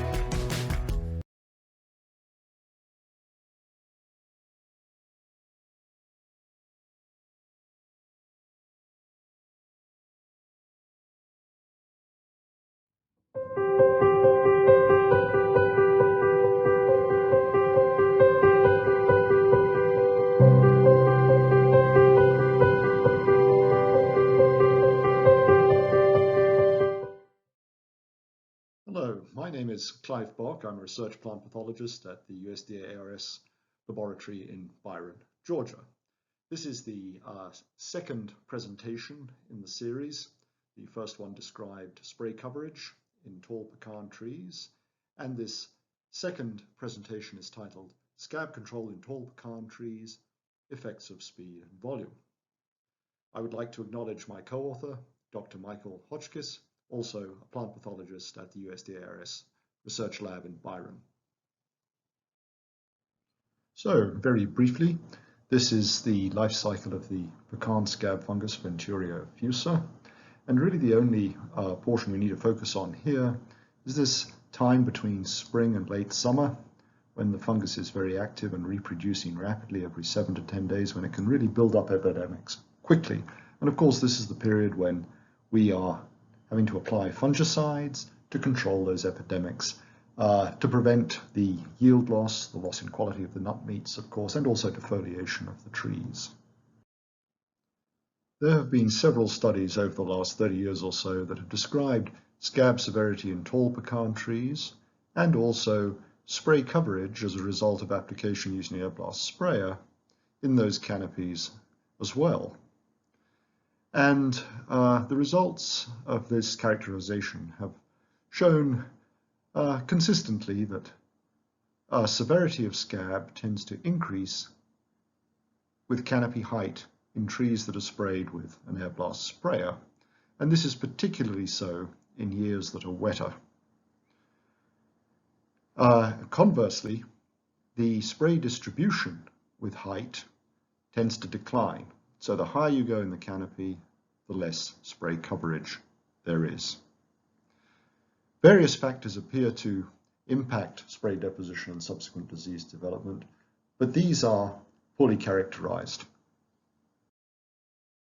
So in this study, we had the following objectives: to determine how application speed volume treatment impacts control of scab in the canopy of tall trees, to assess the effect of tree height in relation to degree of control at different speed volume treatments, and to identify any advantages of specific treatments. You may ask, why should we want to know this information? Well, if low volumes or faster speeds result in equally good control as higher volumes or slower speeds, this is useful to know, because lower volumes or faster speeds are more efficient to apply in terms of time or labor, frequency of sprayer refill, etc. Lower volumes might also have higher concentrations of active ingredient, which might enhance quantity on the leaf surface and perhaps duration of protection. But higher volumes may result in better disease control higher in the canopy, which could improve nut quality and production. And so there's a sort of tension between slower speeds and higher volumes and faster speeds and lower volumes to try and maximize scab control, which will hopefully ensure maximizing the quantity and quality of nut production in pecan canopies. Thus, we performed the experiment a total of 5 times in orchards of Cultivars Sly and Cultivar Desirable. The trees were a minimum of about 52 feet in height. These are the years and cultivars in which the experiment was performed, and fungicide sprays were applied at up to 6 speed by volume combinations, depending on the experiment, as indicated here, showing both the metric units and the US units. We applied a standard fungicide program of 6 to 9 fungicide sprays, depending on the particular experiment, and we collected samples of leaves and fruit at different heights in the canopy, and the data were analyzed using a generalized linear mixed model with fixed and random effects and a Tukey-Kramer means separation. We collected samples of 10 leaves and fruit from the tree canopies at 5 heights. Those were 16, 25, 33, 41 and 50 feet in the canopy. The samples were either taken earlier in the season, between mid-June and early July, or later in the season, between late August and early September. These samples were assessed for severity of scab, but today, due to time, I'm only going to present the results on the late season fruit, the mature fruit. These are the nozzles that we used to achieve the desired gallons per acre in these experiments. So in 2015 to 2017, in these experiments, we applied 50 gallons per acre at 1.5 and 2 miles an hour, 100 gallons per acre at 1.5 and 2 miles an hour, and 200 gallons per acre at 1.5 and 2 miles an hour. 2019, all of the rates were applied at 2.5 miles an hour, and the rates were 50, 100, and 120 gallons per acre. These nozzles with specifications in blue are those nozzles that were directed towards the upper 2/3 of the canopy, while those here in black were the nozzles that were directed to the lower third of the canopy. And the subtotals are here, and the totals and the resulting gallons per acre indicated here, which is close to the target gallons per acre. The results I present today will be what are known as simple effects. These are looking at the relationship between height by treatment and comparing the treatments, which in this case are the speeds versus the control, the speeds and volume versus the control, at each of the different heights. This way we can compare treatments at each height and see at each of those heights which of the treatments was performing best. And I'm going to be doing this for each year, and initially I'm going to be looking at each treatment at each height, and then I'm going to look at the effect of height for each treatment. So firstly, starting here for the 2015 data, we had very low scab severity overall, as you can see here, about 3% on cultivar schlei. There was no difference in severity between the control and any treatments at heights greater than 7.5 meters, as you can see here, and as indicated by the lettering here that indicates mean disease severities that are the same. There was no difference among any treatment at any height, and that is evident here. Numerically, the 1.5 mile an hour at 50 gallons per acre and the 2 mile an hour at 50 gallons per acre often had slightly lower severity compared to the other treatments, as you can see here and here. These are the two treatments that I just mentioned. There is no obvious effect of speed between 1.5 miles an hour, these three here, and 2 miles an hour, which are these three treatments here. Scab was moderate to severe on cultivar schlei in 2016. As you can see here, its severity is about 40% on the mature fruit, even close to 50%. So it did achieve quite a high severity. At all heights, all of the treatments, all 6 treatments, resulted in either statistically or numerically less severe scab when compared to the control. There's the control, and these are the 6 different treatments. The 1.5 mile an hour at 50 gallons per acre, the 2 mile an hour at 50 gallons per acre, the 2 mile an hour at 100 gallons per acre, and the 2 mile an hour at 200 gallons per acre had consistently less severe scab at all heights when compared to the control. They did not share that the same mean separation lettering. The remaining treatment groups varied with height. And again, there was no obvious effect of speed. But again, I do want to point out here that the 50 gallon per acre treatment was always as good or as efficacious as the other speed and volume treatments. In 2017, scab was generally severe on cultivar schlei. You can see here on the control treatment, over 80% severity, above 40%, 50% severity, even at the highest height 15 meters or about 50 feet in the canopy. Although numerically all treatments had much less severe scab at all heights compared to the control, there was a lot of variability in these data, and it made it somewhat difficult to separate treatments statistically. There was no difference between scab severity among any of the treatments at any of the heights, as indicated by the shared letters among the means for the different treatments.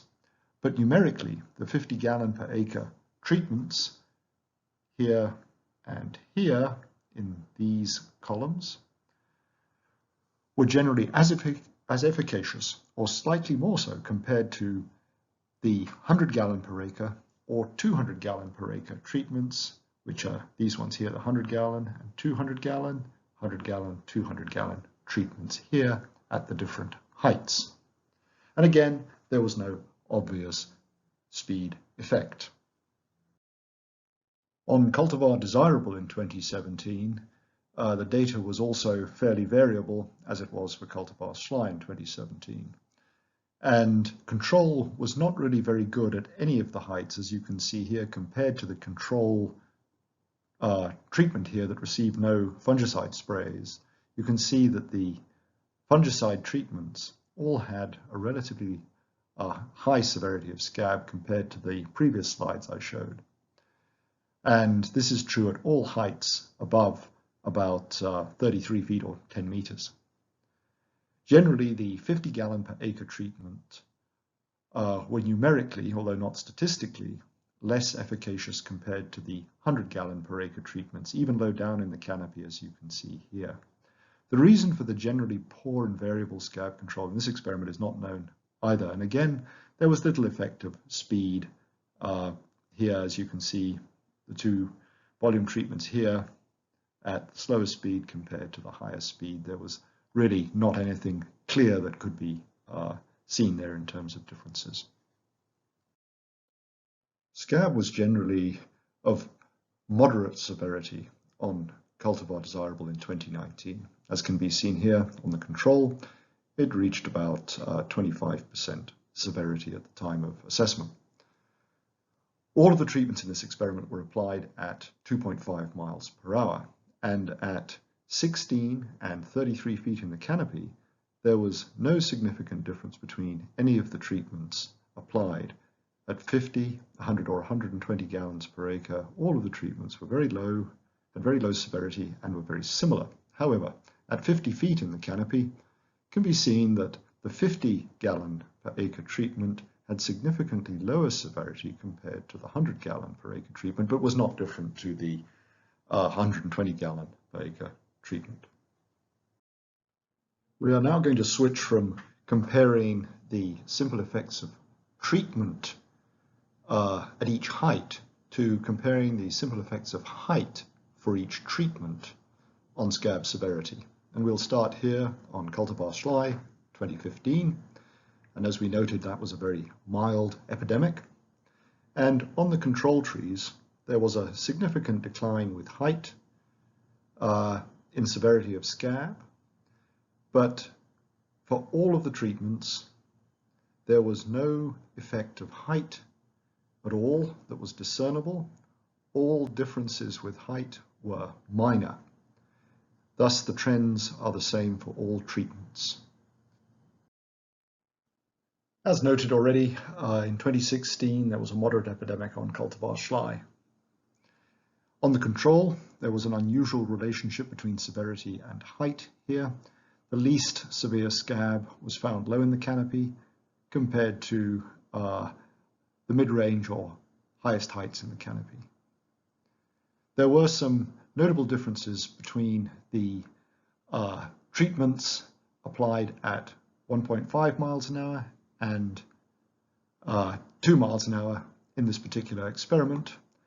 And when applied at 1.5 miles an hour, there was significantly more scab at 50 feet compared to at 16 feet. However, when applied at 2 miles an hour, there was no relationship or no difference in severity of scab at any height. So interestingly, at this higher speed, there was no evidence of a gradient in scab in this particular experiment. As noted, scab was severe on cultivar sly in 2017.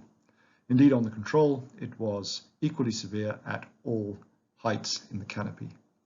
Among the various speed volume treatments, we can see that the most severe scab was invariably found at 50 feet in the canopy, and the least severe scab at 16 feet in the canopy. So the relationships were similar regardless of speed volume treatment.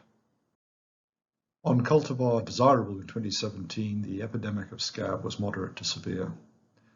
There was no effective height on the control trees as seen here. It was uniformly severe at all heights in the canopy, and all treatments showed similar trends regardless of speed and volume, with least scab at 16 feet in the canopy compared to the most severe scab at 50 feet in the canopy. So there was some degree of control and an increase in scab with height, but it wasn't as perhaps good a control as was seen in the other experiments.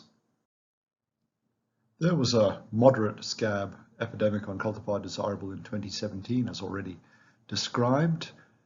Here on the control trees, it can be seen there was very little effect of sample height. They all had statistically equivalent scab severity. And all of the treatments, the three treatments, showed similar trends with least scab at 16 feet compared to only slightly more severe scab at 50 feet in the canopy. Another way to look at these results is to compare the percent reduction in scab severity compared to the control. This provides us with a relative measure of effectiveness of the different treatments, and that is what these 5 figures at the bottom of the slide show for each of the different years and cultivars. So from 2015 through 2017, the red lines indicate 50 gallons per acre, the blue 100 and the green 200 gallons per acre. The solid lines are those sprays applied at 1.5 miles per hour. The dashed lines are those sprays applied at 2 miles an hour. In 2019, on cultivar desirable, the sprays were all applied at 2.5 miles an hour, and the volumes for the red lines 50 gallons per acre, the blue 100, and the green 120 gallons per acre. In 3 of these 5 years, that is 2015, 2016, and 2019, the 50 gallon per acre treatments had slightly less severe scab at most heights, but most often treatments were pretty similar in all years. There wasn't huge separation generally. Only in 2017 on cultivar desirable did the 50 gallon per acre treatment show slightly less efficacious control compared to the 100 gallon per acre treatments. Now we need to remember that these data were rather variable, and there was also not very good scab control achieved in these trees, and that means we cannot consider these data compelling compared to the other data sets. And finally, in these particular results, the effects of speed were not discernible either in any consistent way. So to summarize these results, of the volumes applied in 4 of the experiments, that is 50 gallons per acre, 100 gallons per acre, and 200 gallons per acre, and in the 5th experiment in 2019, 120 gallons per acre, all most often provided equivalent scab control at all heights. Of the speeds compared here in 4 of the experiments, as 1.5 and 2 miles an hour, there was no discernible effect on scab severity at any height sampled. And also operating at 2.5 miles an hour in the 5th experiment still provided very good scab control at all heights. The reduction in scab severity at all heights for all treatments was therefore most often similar.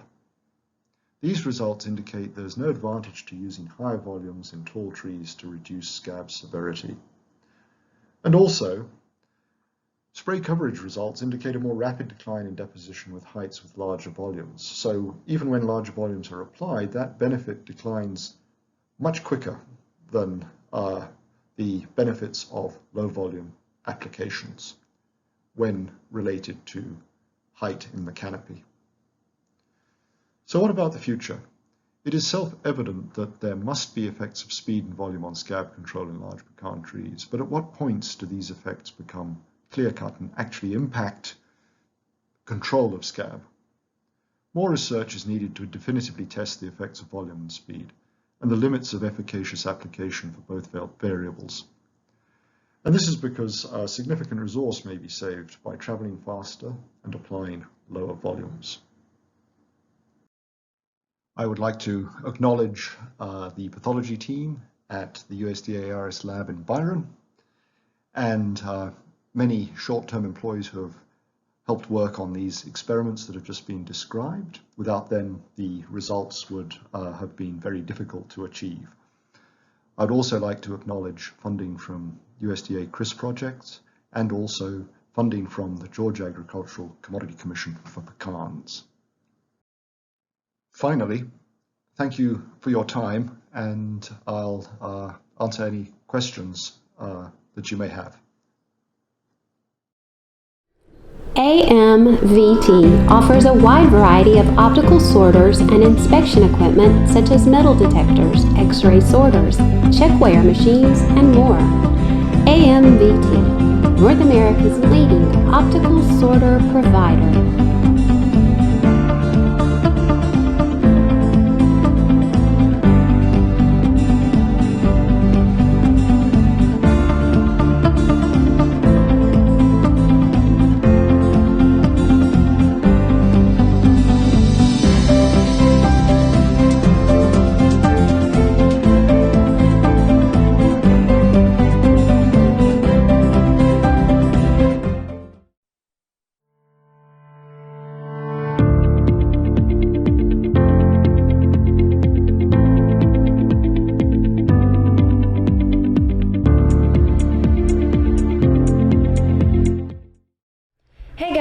Thank you so much for sticking with us through the morning portion of our annual conference.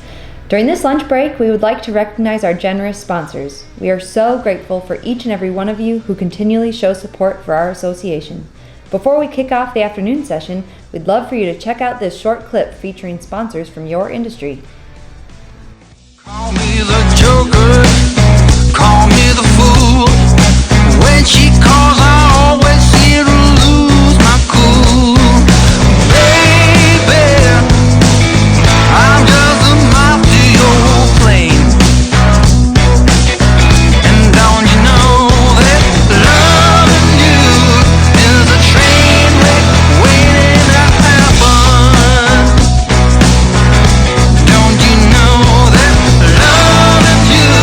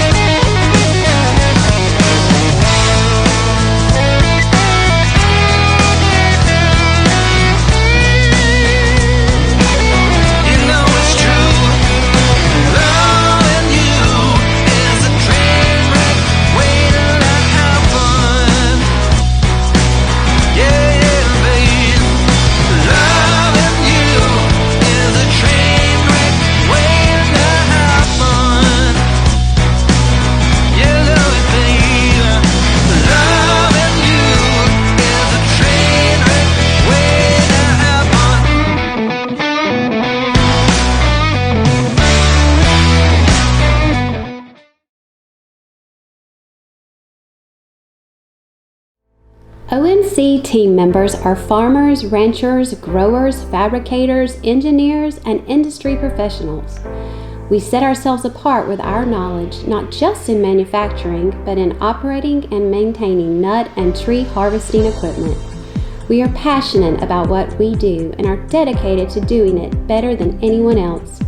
Our company builds the most durable, high-performance machines and offers the biggest customer support network in the industry. We do this because we understand that our success is inseparable from yours. OMC, the Shaker Maker.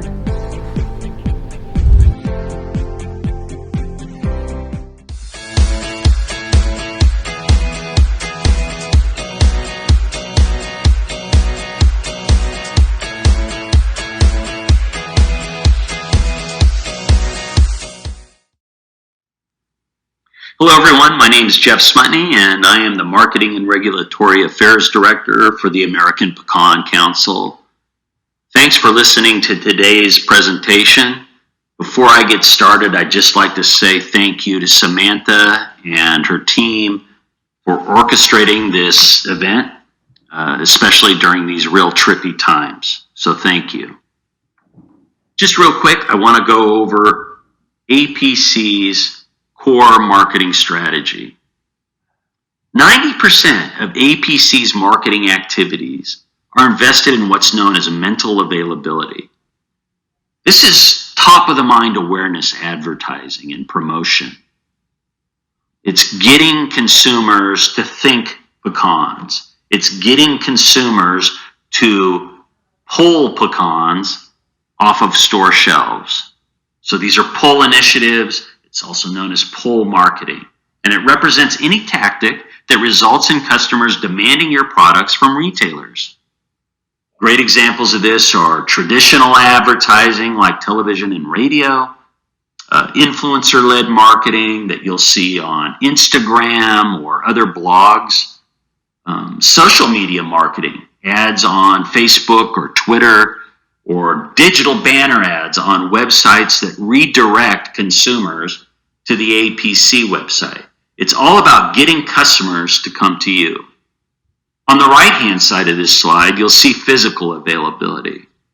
These tasks are primarily taken on by shellers and growers who are exporting overseas or growers that are selling direct to local retailers.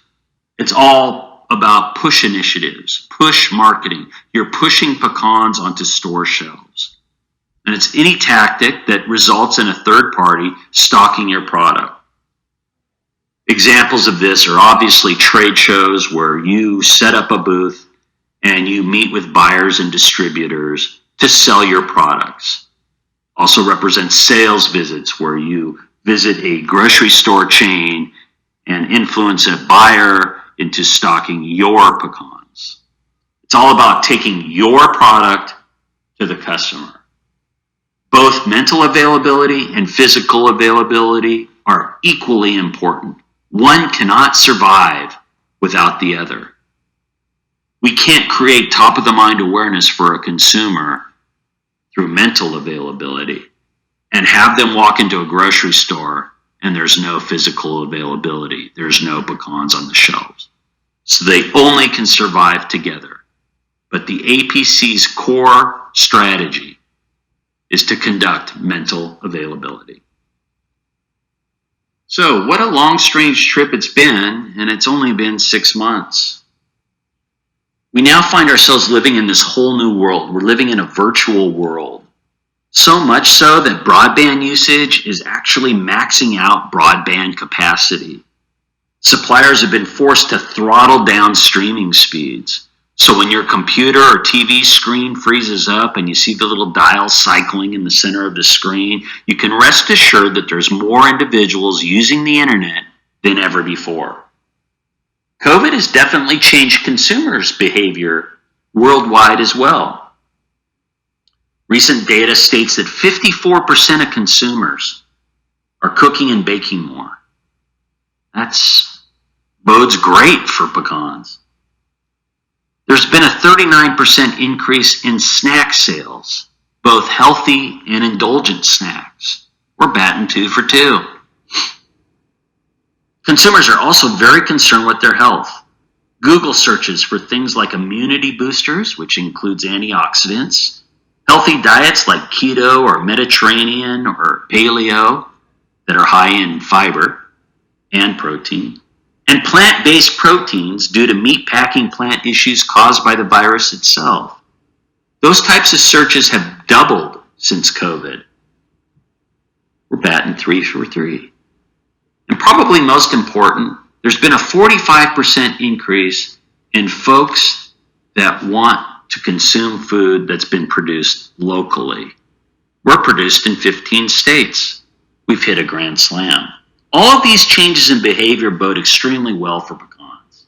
The question is, what happens when we finally defeat COVID? And I know we will, but will things go back to normal? I imagine certain behaviors will revert back, but we've also learned how to be mean and lean and very efficient. Think about this, a trend has started due to the virus. Financial analysts are now stating that 74% of those that used to work in an office, within 3 years, they'll be working from home. That's more than 7 out of 10 people working from home. That's also more than 7 out of 10 buildings sitting empty. More people at home means more people desiring premium consumption experiences, and we hope to have pecans on their shopping list.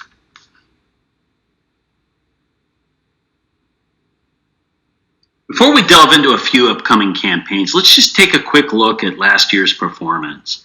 The APC tracks consumer awareness levels of pecans. It's the measuring stick that all marketers use to gauge the effectiveness of their marketing campaigns.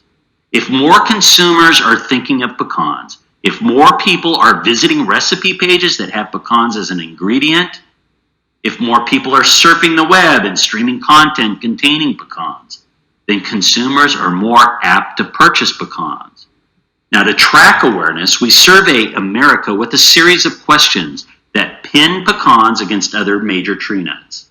We utilize the same questions year over year to set benchmarks. So, in 2016, when the initial top-of-the-mind awareness, the Share of Voice survey study was conducted, only 7% of U.S. consumers thought of pecans as a go-to nut. We ranked only higher than hazelnuts. In 2018, that awareness level reached 19%. Now here in 2019, we're light blue, as you see here in the 2 pie charts. Our awareness levels reached record levels. We were the #1 ranked tree nut ahead of almonds in November with an awareness level of 32%. And in the fourth quarter, we achieved the highest recorded quarterly level of 24%, ranking only second to almonds. Now, as a reminder, 79 cents of every dollar received by industry is invested into marketing. Your marketing dollars are working. So let's take a quick look at 3 of our upcoming campaigns. Now, there's no doubt we own the holidays. However, this year, leading up to the holidays, Americans must deal with wave after wave of political messaging, and it's going to get ugly. It's almost impossible to cut through the election clutter, that is, unless you have an election of your own. The APC will be conducting what we're calling the super safe debate.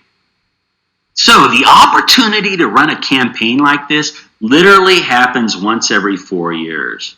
And this election, it's going to be more like something you'd see in a UFC octagon. But for our campaign, it's sure to grab the media's attention. As everyone asks, what's the correct way to pronounce the name of our delicious super nut? Is it pecan or is it pecan? Honestly, I don't think any of us care, just as long as consumers eat them. We'll open the super safe debate polls to the media and consumers using a lighthearted news alert. We'll get out the vote and encourage consumers on social media to cast their vote and tell us how they pronounce their favorite super nut.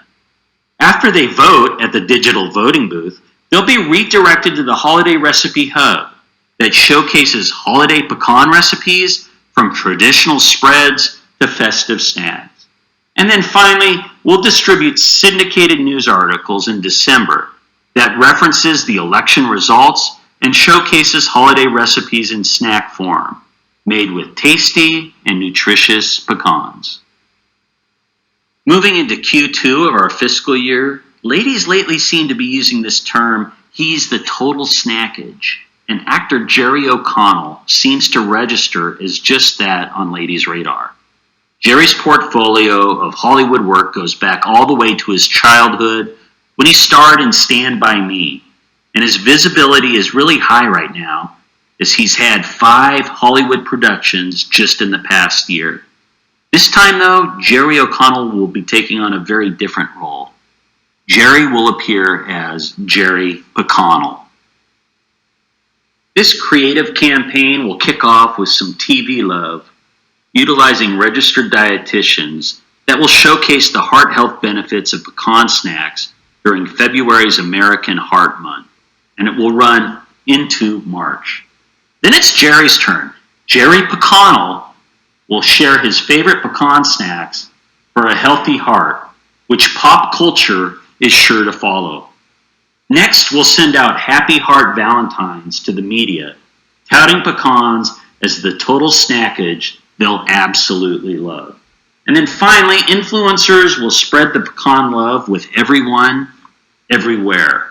Again, just like the super safe debate, it's all about quirky and very unique messaging that's fun, that cuts through the clutter and stands out enough to get picked up by the media and earns a lot of extra attention. Our biggest campaign of the year is the Omni-Channel campaign. Now, this is a 12-month campaign that's all built on frequency of message. The more you hear our message, the more apt you are to try the product. Mental availability. Think about it. It's just a pillow, but we all know if we buy that pillow, we'll have the best night's sleep of our lives guaranteed. Frequent messaging can turn your product into a national sensation. Now, of course, we can't afford a national My Pillow campaign. It runs about $100 million. But we can afford a regional campaign just like it.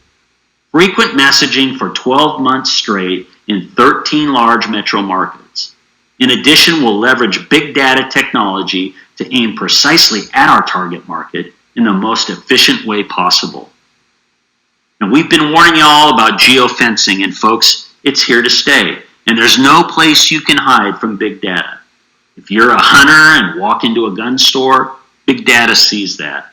If you head to the gym, big data finds you. Unfortunately, if you head to the drive-thru for a burger, big data knows that too. We'll use this hyper-targeting to find fit moms. We'll qualify mom by how often she goes to the grocery store and how often she goes to the gym. And we'll even know her income level based on where she lives. All of this data will qualify her as a potential consumer of pecans. All of this data is complements of her cell phone. Then we'll utilize this data through the use of various marketing tools, including broadcast and syndicated radio, with national spokespersons like country's own Bobby Bones. We'll utilize streaming audio and podcasts, Instagram and Facebook Live social videos, hyper-targeted digital ads, and over-the-top TV commercials. It's all about big data and digital. Podcasts have exploded over the past 2 years with an increase in listenership of 47%. Furthermore, there are now more smart speakers like Alexa and Siri than there are households in the United States.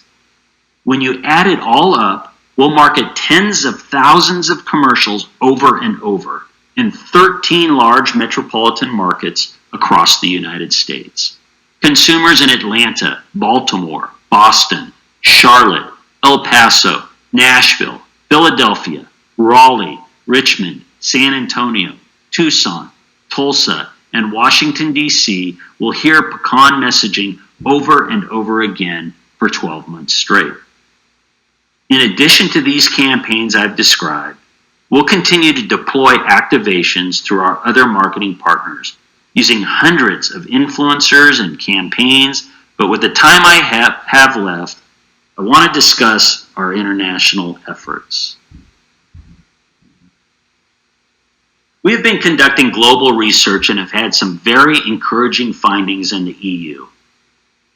But with you all here today in Georgia, I'd like to spend my remaining time discussing the 1.4 billion pound gorilla that is China. The APC is once again contracted with USPGC to assist in the management of the current year's China activities. With the change in unified export strategy from USPGC to ABC that took place at the start of this past fiscal year, in order to receive MAP funds, the USDA mandated that the APC go out with a request for proposals for our Chinese in-country cooperator. The selection committee, made up of industry members from the APC, as well as sister pecan organizations, received 5 outstanding proposals.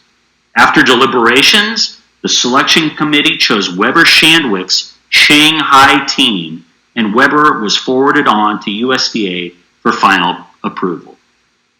The USDA has now granted final approval to move ahead with Weber Shandwick. Based on the need to focus on pull marketing, mental availability, Weber's proposal really did shine. USPGC and the APC have been working with Weber to prepare a strong consumer education marketing strategy in China, and the following slides address this need for educating Chinese consumers. Weber's primary focus is to educate consumers. Now, thanks to USPGC, trade channels and supply chains have been developed, and importers of pecans are well aware of pecans' premium flavor and nutritional benefits. USPGC has solidified those relations with strong physical availability efforts. However, there is an issue that still seems to persist in China. Consumers don't know how to differentiate our pecan from their traditional hickory nut. So what's in a name? Weber has conducted a sample survey amongst the Chinese media and Chinese consumers, and they are confused. Only 10% know the difference between Big and Pao pecans versus Shanitao, the hickory nut. When either name is pronounced, 65% automatically think hickory, and only 2 in 10, that's 20%, have ever heard of Pecan Pao or pecans. This represents a huge opportunity for our industry. The need for consumer education is clearly job one, and we believe Weber is up for the task. So Weber has created an initial 3-prong approach to address mental availability through an awareness campaign that eliminates the confusion and increases awareness to reach the Chinese consumer.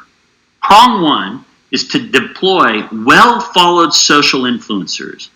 Chinese consumers, most of them own 2 cell phone devices, are heavily swayed by social media influencers.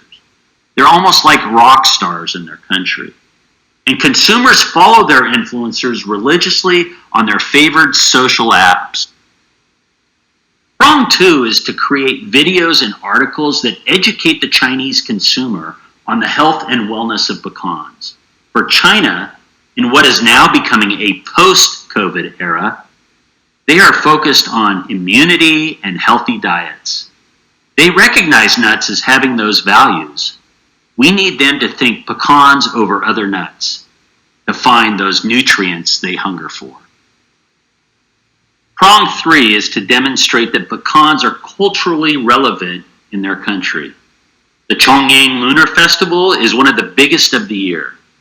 Weber proposes that APC create beautiful gift boxes that include ingredients to make the traditional Chongyang mooncake in a new, untraditional way by including pecans.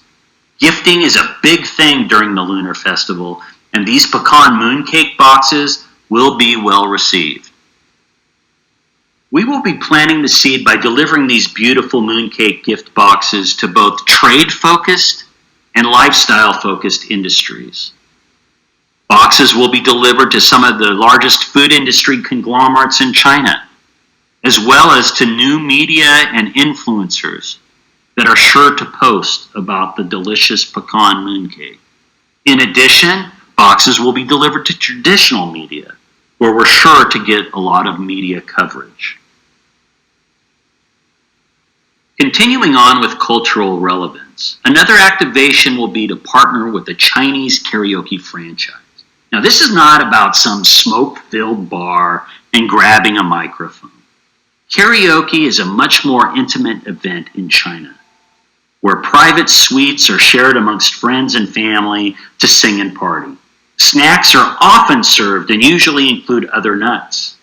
We will provide pecans to be served in the karaoke suites, and then also activate interactive surveys through the use of their mobile devices and QR codes. In addition to these three-pronged activations, Weber is looking into working with top-tiered snack companies to conduct value-added promotions. These are going to be hopefully in line with the 11/11 shopping event. Also, we have had discussions with Georgia's Commissioner of Ag, Gary Black, and the state of Texas, informing them of our strategy. Both states seem eager to provide push marketing efforts that will complement our pull marketing efforts. Again, physical availability working with mental availability. We will keep you updated on these activities through our various marketing newsletters. We're really excited with this new approach in China. There's so many consumers, and once they are aware of pecan's premium flavor and healthy attributes, we hope to build that market up once again. Well, it looks like I've run over my allotted time. Thanks for listening. I'm always available to listen to your thoughts and concerns, and you can find contact information at AmericanPecan.com. That's all for now, and I'd be happy to answer any questions that you may have. Thanks again. Good morning, Buck Polk with Shiloh Pecan Farms. What I'm going to do today is I want to take you through the incremental growing of our trees. We're going to start with creek, and I'm going to show you slides with creek trees. So here's creek trees as they are standing in the nursery as of today. Going along with the growth that you should expect from our trees with good soil and a good management plan. So this is creek. This was planted last year. This was planted February of 19, just to show this is the type of growth that you should be able to expect, and it's what we accomplished with our trees. Following along with creek, this is where you want to get to be, and this is what I feel like our trees will help you to get there earlier. So I showed you 1 year old, so now this is 14-year-old creek. Started harvesting on it at 3 years old. From the 8th year to now, it is averaging 2,000 pounds an acre. So I feel like we have the quality of trees, we have the experience to assist you in it, and we have a reputation to stand behind. Thank you. Georgia's Farm Credit Associations offer easy, common sense, and personal financing solutions for farmers and people who want to own land or a home in the country. Farm Credit Associations of Georgia, helping Georgia grow for generations. Hello, I'm David Shapiro-Ilan. I appreciate the opportunity to speak to you today, and I want to thank all the pecan growers for their support of the USDA research station in Byron, Georgia. Today I'll be talking about built-in protection against pecan pests through a friendly fungal endophyte. This is about taking a beneficial fungus so that it can live inside the pecan tree and provide protection against insect pests and disease. So we have several beneficial insect-killing fungi, also called entomopathogenic fungi.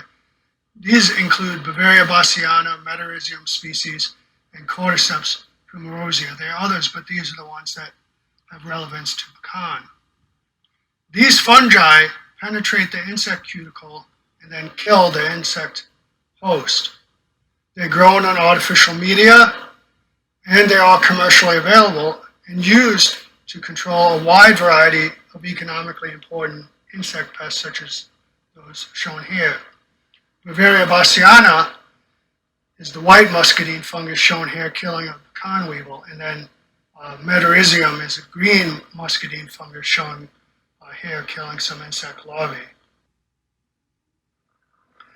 So these fungi occur naturally in pecan orchards. We found that 30 to 50% of pecan weevils may be killed by the white muscadine fungus Bavaria during any given year in southeast orchards.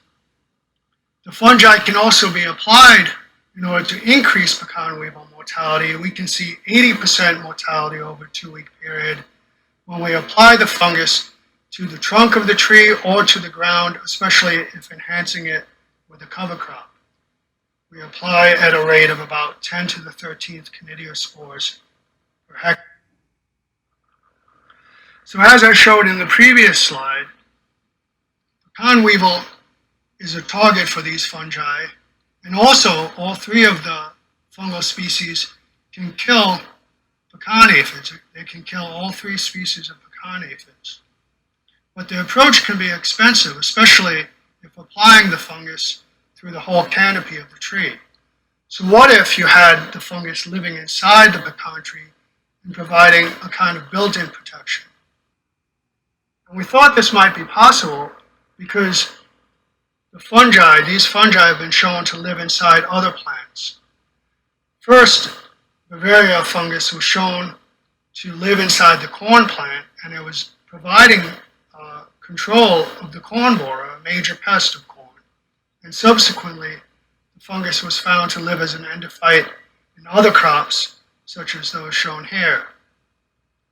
These fungi living inside the plant provided protection against aphids in cotton, weevils in banana, and interestingly, also provided protection against certain disease fungi such as Fusarium and Pythium.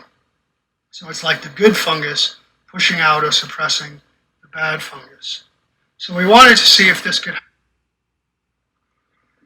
So we were indeed able to establish the Bavaria, the white muscadine fungus, in pecan. We did this by soaking the seeds in fungal spore solution, rolling the seeds in a fungal spore powder, or drenching young seedlings. We then found the Bavaria fungus in the pecan stem, leaves, and root using all 3 methods. We confirmed the fungus was in the tree and still viable by deriving the fungus from the plant and exposing it to insects such as waxworms and mealworms that were used as model insects. And those insects died when exposed to the fungus from the pecan tree. We also confirmed the fungus inside the pecan tree through molecular methods. So here's a picture of some of the pecan leaf cuttings or root sections that we put on agar, and then the fungus starts growing out of it, showing again that it's inside the plant.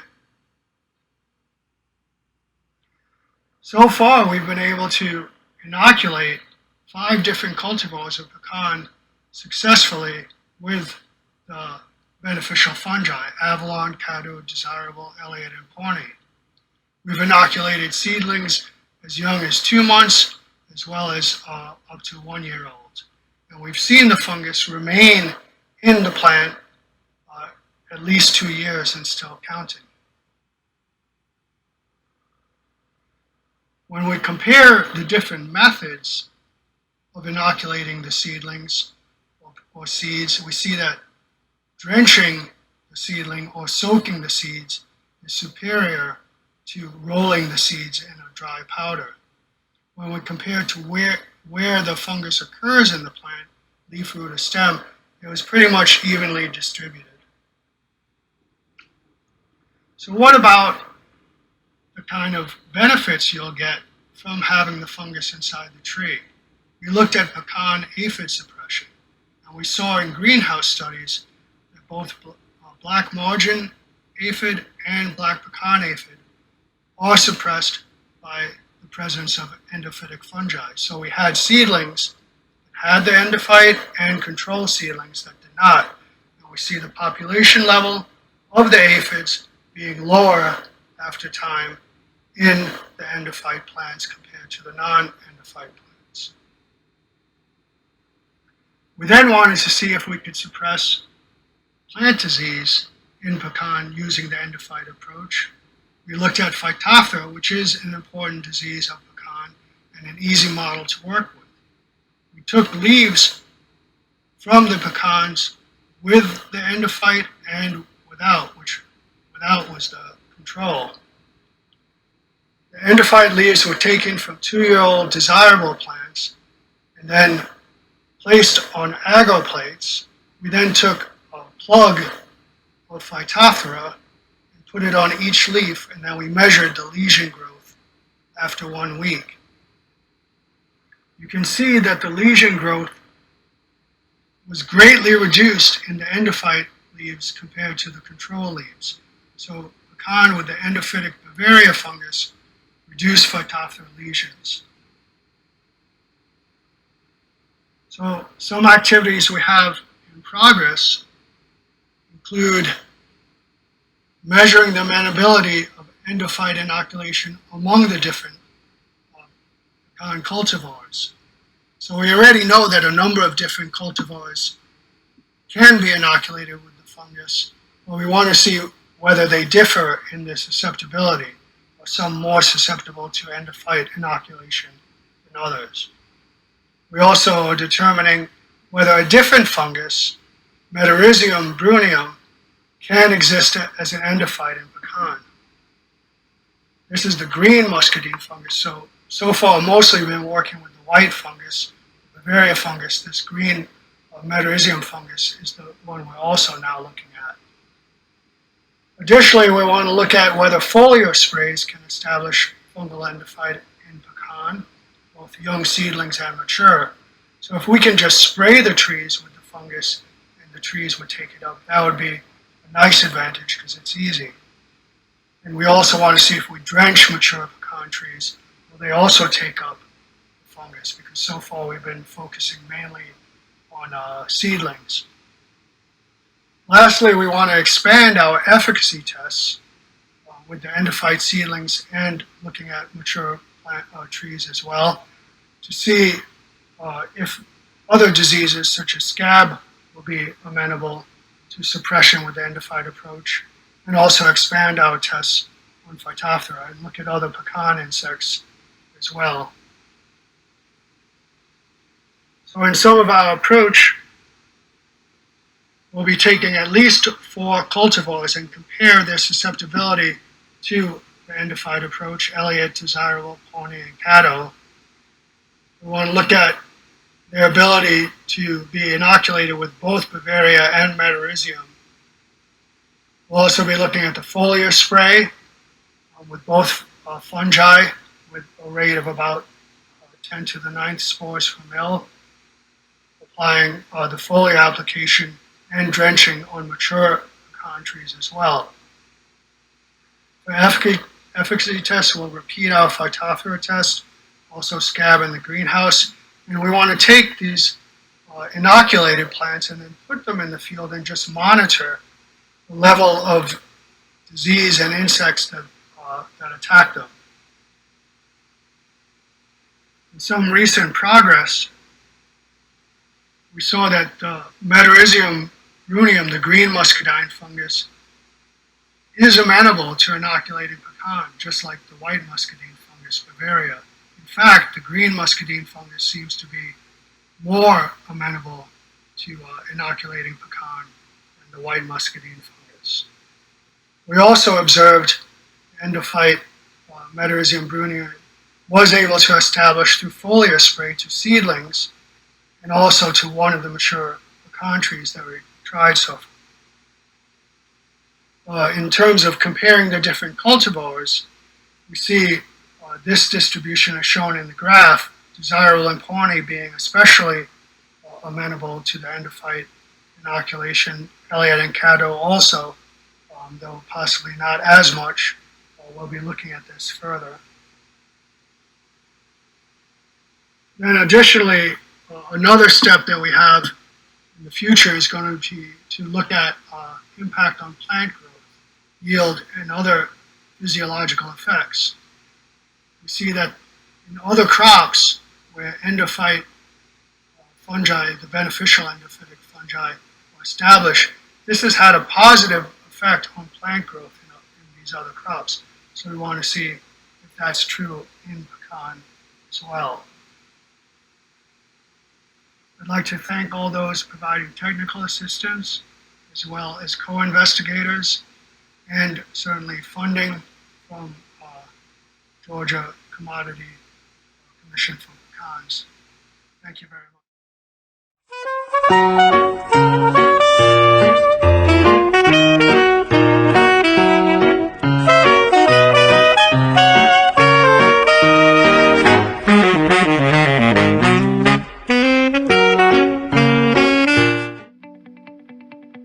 Hi, I'm Olivia. We're getting our store stocked up and ready for customers. We look forward to meeting you soon. Hi, my name is Johnny Villanueva. I'm a branch manager here at Tidewater, and I wanted to take a moment and invite you to come by and take a look at our service departments here so that we can invite you to be a part of our family. Hope to see you soon. Hello, I'm Robert McLeod, the branch manager of our Tifton location at Tidewater Equipment. We understand the importance of the Georgia pecan industry. We understand that our farmers put a premium product out there, #1 in the U.S., and we are here with 6 locations spread out over South Georgia to help serve you and your needs. And so please give us a chance to earn your business.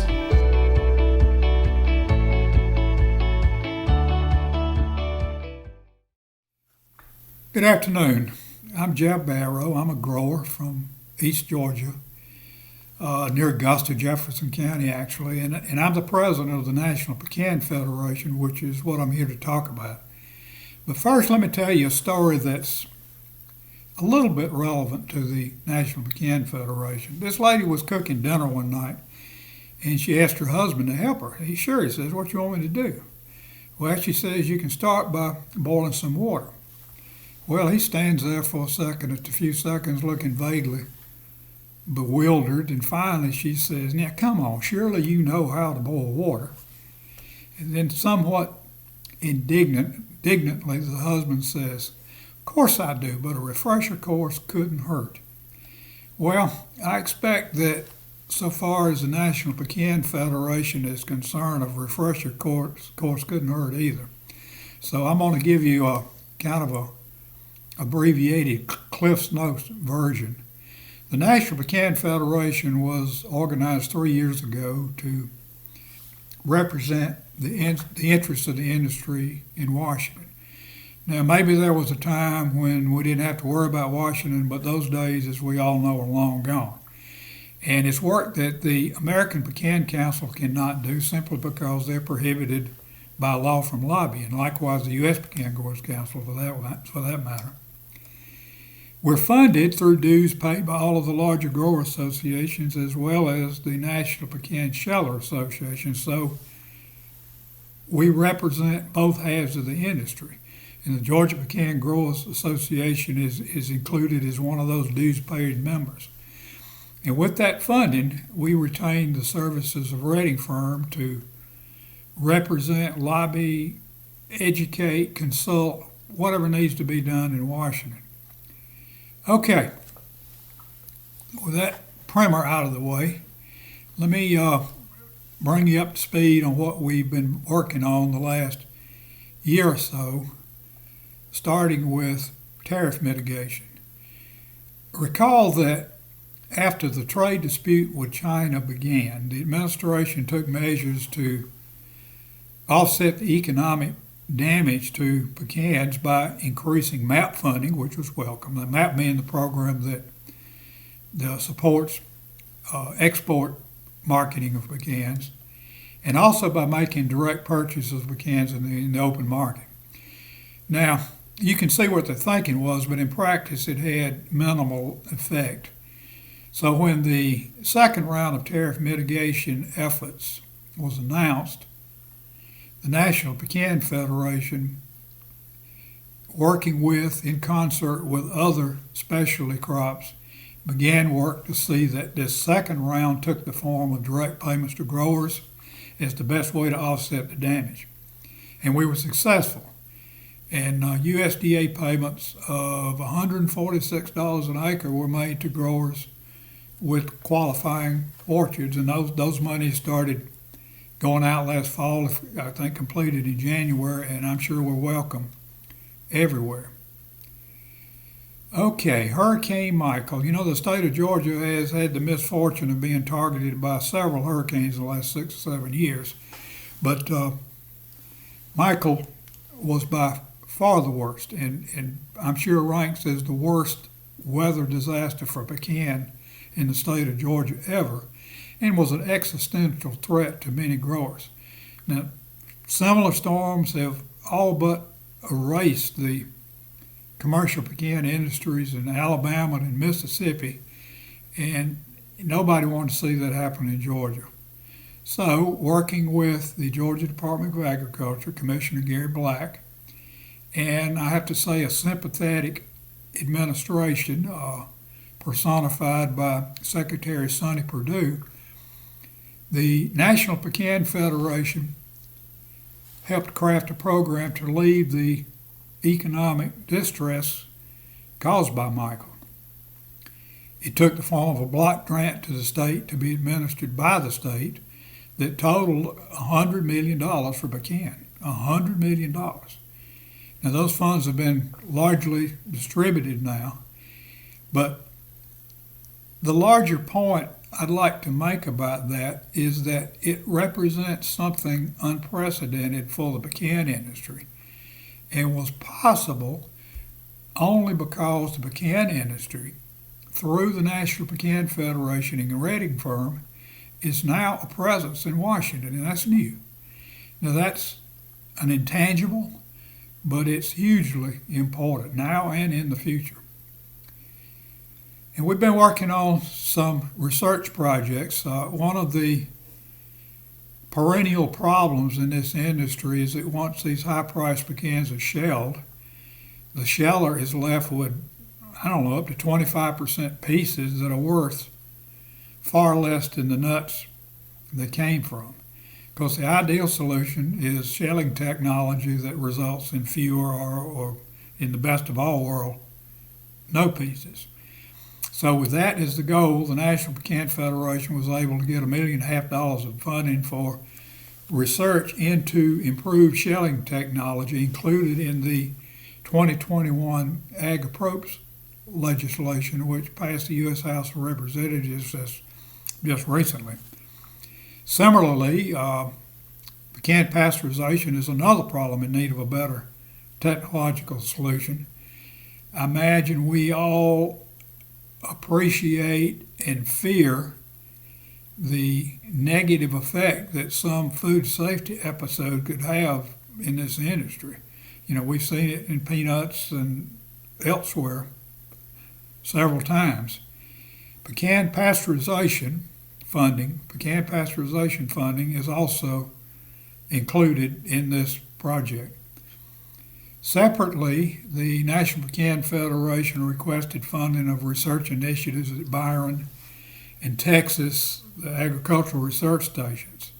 An additional $1.5 million was approved by the House to protect irreplaceable genetics housed at those facilities and advance the genomic research that's going on there.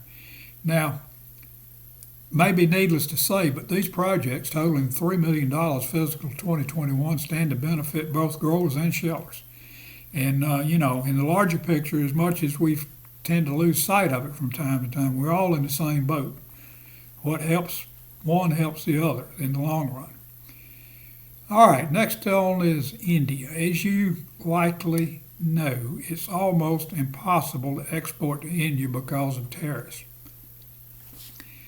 We've been working on this through elected officials in the USDA and the USTR, the U.S. Trade Representative, for some time now. And so far, there are no definitive results, but we do have advocates within the USDA and among elected officials that have this issue on their agendas, and we're hopeful. So progress has been made.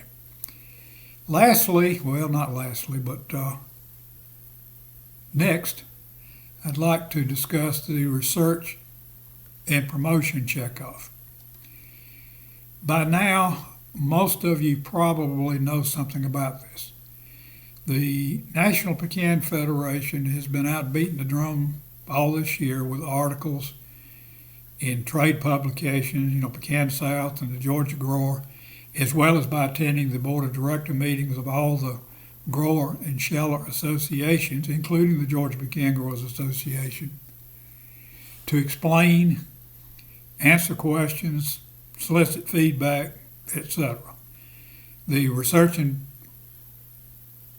promotion proposal was also presented to the American Pecan Council at a recent council meeting and unanimously approved. But let me start by trying to define the problem. Last year, some 40% of pecans available for sale in the U.S. were imported. Yet, under the regulations governing the American Pecan Council, only U.S. grown pecans can be assessed. That's funds that are used for marketing. So that creates a situation where imported pecans are being marketed on the backs of U.S. growers. Now, I've been a grower for 50 years. Seems amazing, really. But occasionally I accidentally see my reflection in a store window and I'm like, who's that old dude? He looks familiar. Well, in that reflection, I can see every one of those 50 years and more to boot. And things have changed in 50 years. 50 years ago, pecan was a U.S. specialty crop, grown and consumed in the U.S. That's no longer true. Pecan is now a world commodity with markets worldwide and worldwide production competing for those markets. Those markets include the U.S., especially the U.S. And in the U.S., imports are not likely going away for several reasons. First, because of U.S. commitments to the World Trade Organization and the newly revised NAFTA treaty, referred to as the USMCA, which, as you know, is specifically a treaty between the United States, Canada, and Mexico. And at the present time, most of the imports are Mexican. Because the U.S. is a huge exporter of agricultural commodities, including pecan, we cannot reasonably expect to close our borders to agricultural imports while continuing to export. And finally, because pecans, like oil, are fungible, they're going to find their way to where they wanted, despite regulations to the contrary. We see that playing out in Mexico, not in Mexico, in China, as we speak. So the question becomes, given the continuation of imports, what's the best way to deal with it? And for that matter, what's the best way to deal with the increased domestic production? Well, there's only one practical way, and that's by growing demand through marketing, and that takes money.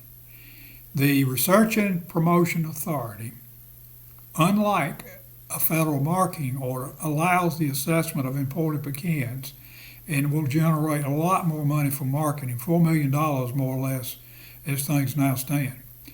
So where are we with this? The National Pecan Federation has submitted to USDA the text of a proposed regulation that, if approved, would establish the Research and Promotion Authority. The OMB, the Office of Management and Budget, is now reviewing our proposal.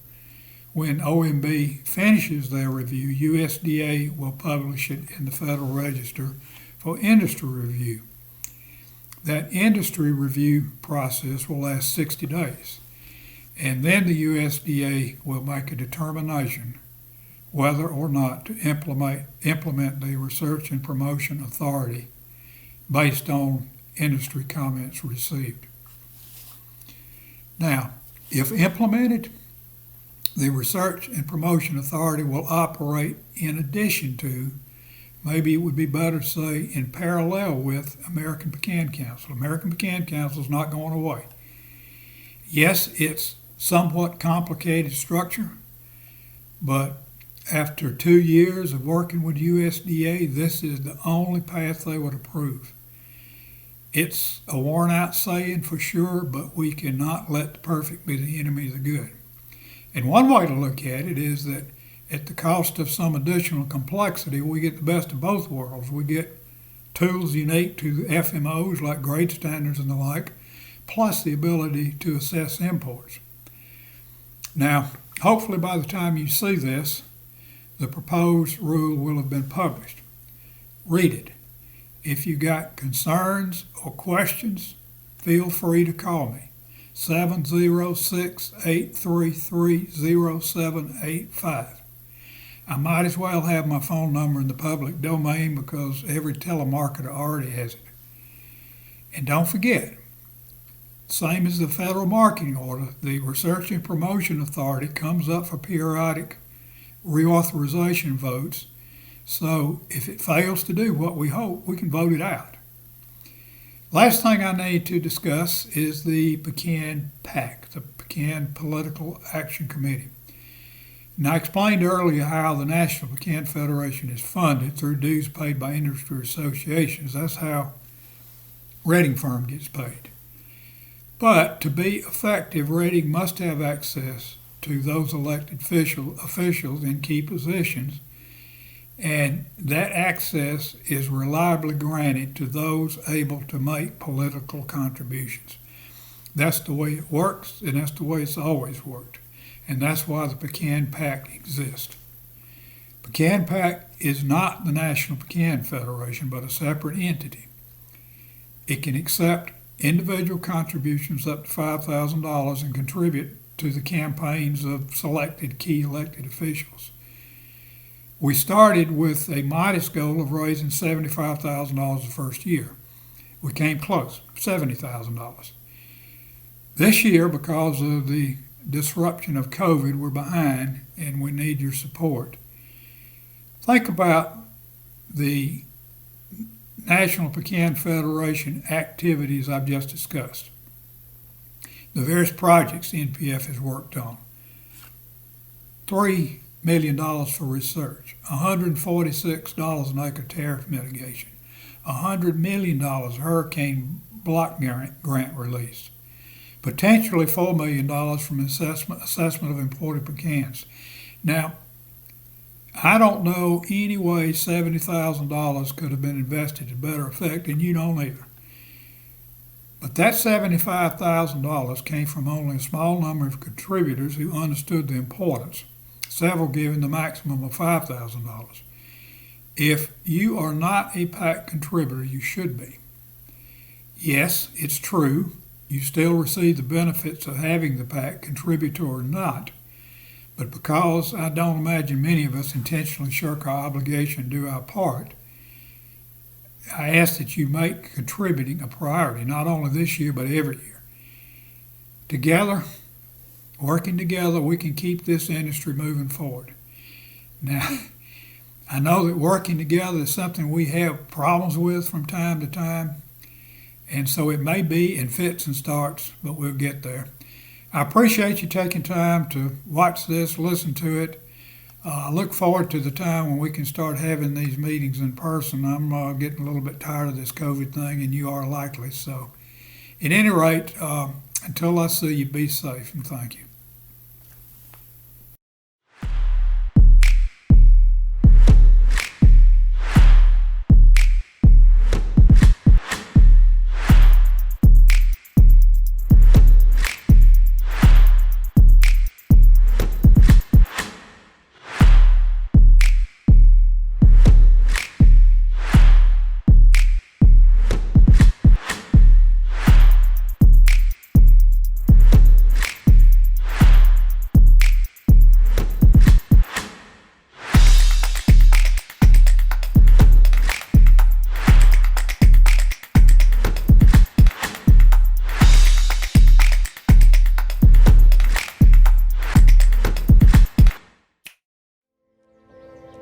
It's not easy being a farmer. You're up with the sun and down in the dirt. It's hard work, but you like it that way. Nature is constantly changing, but it's not in your nature to quit. You sacrifice to support your family and our communities.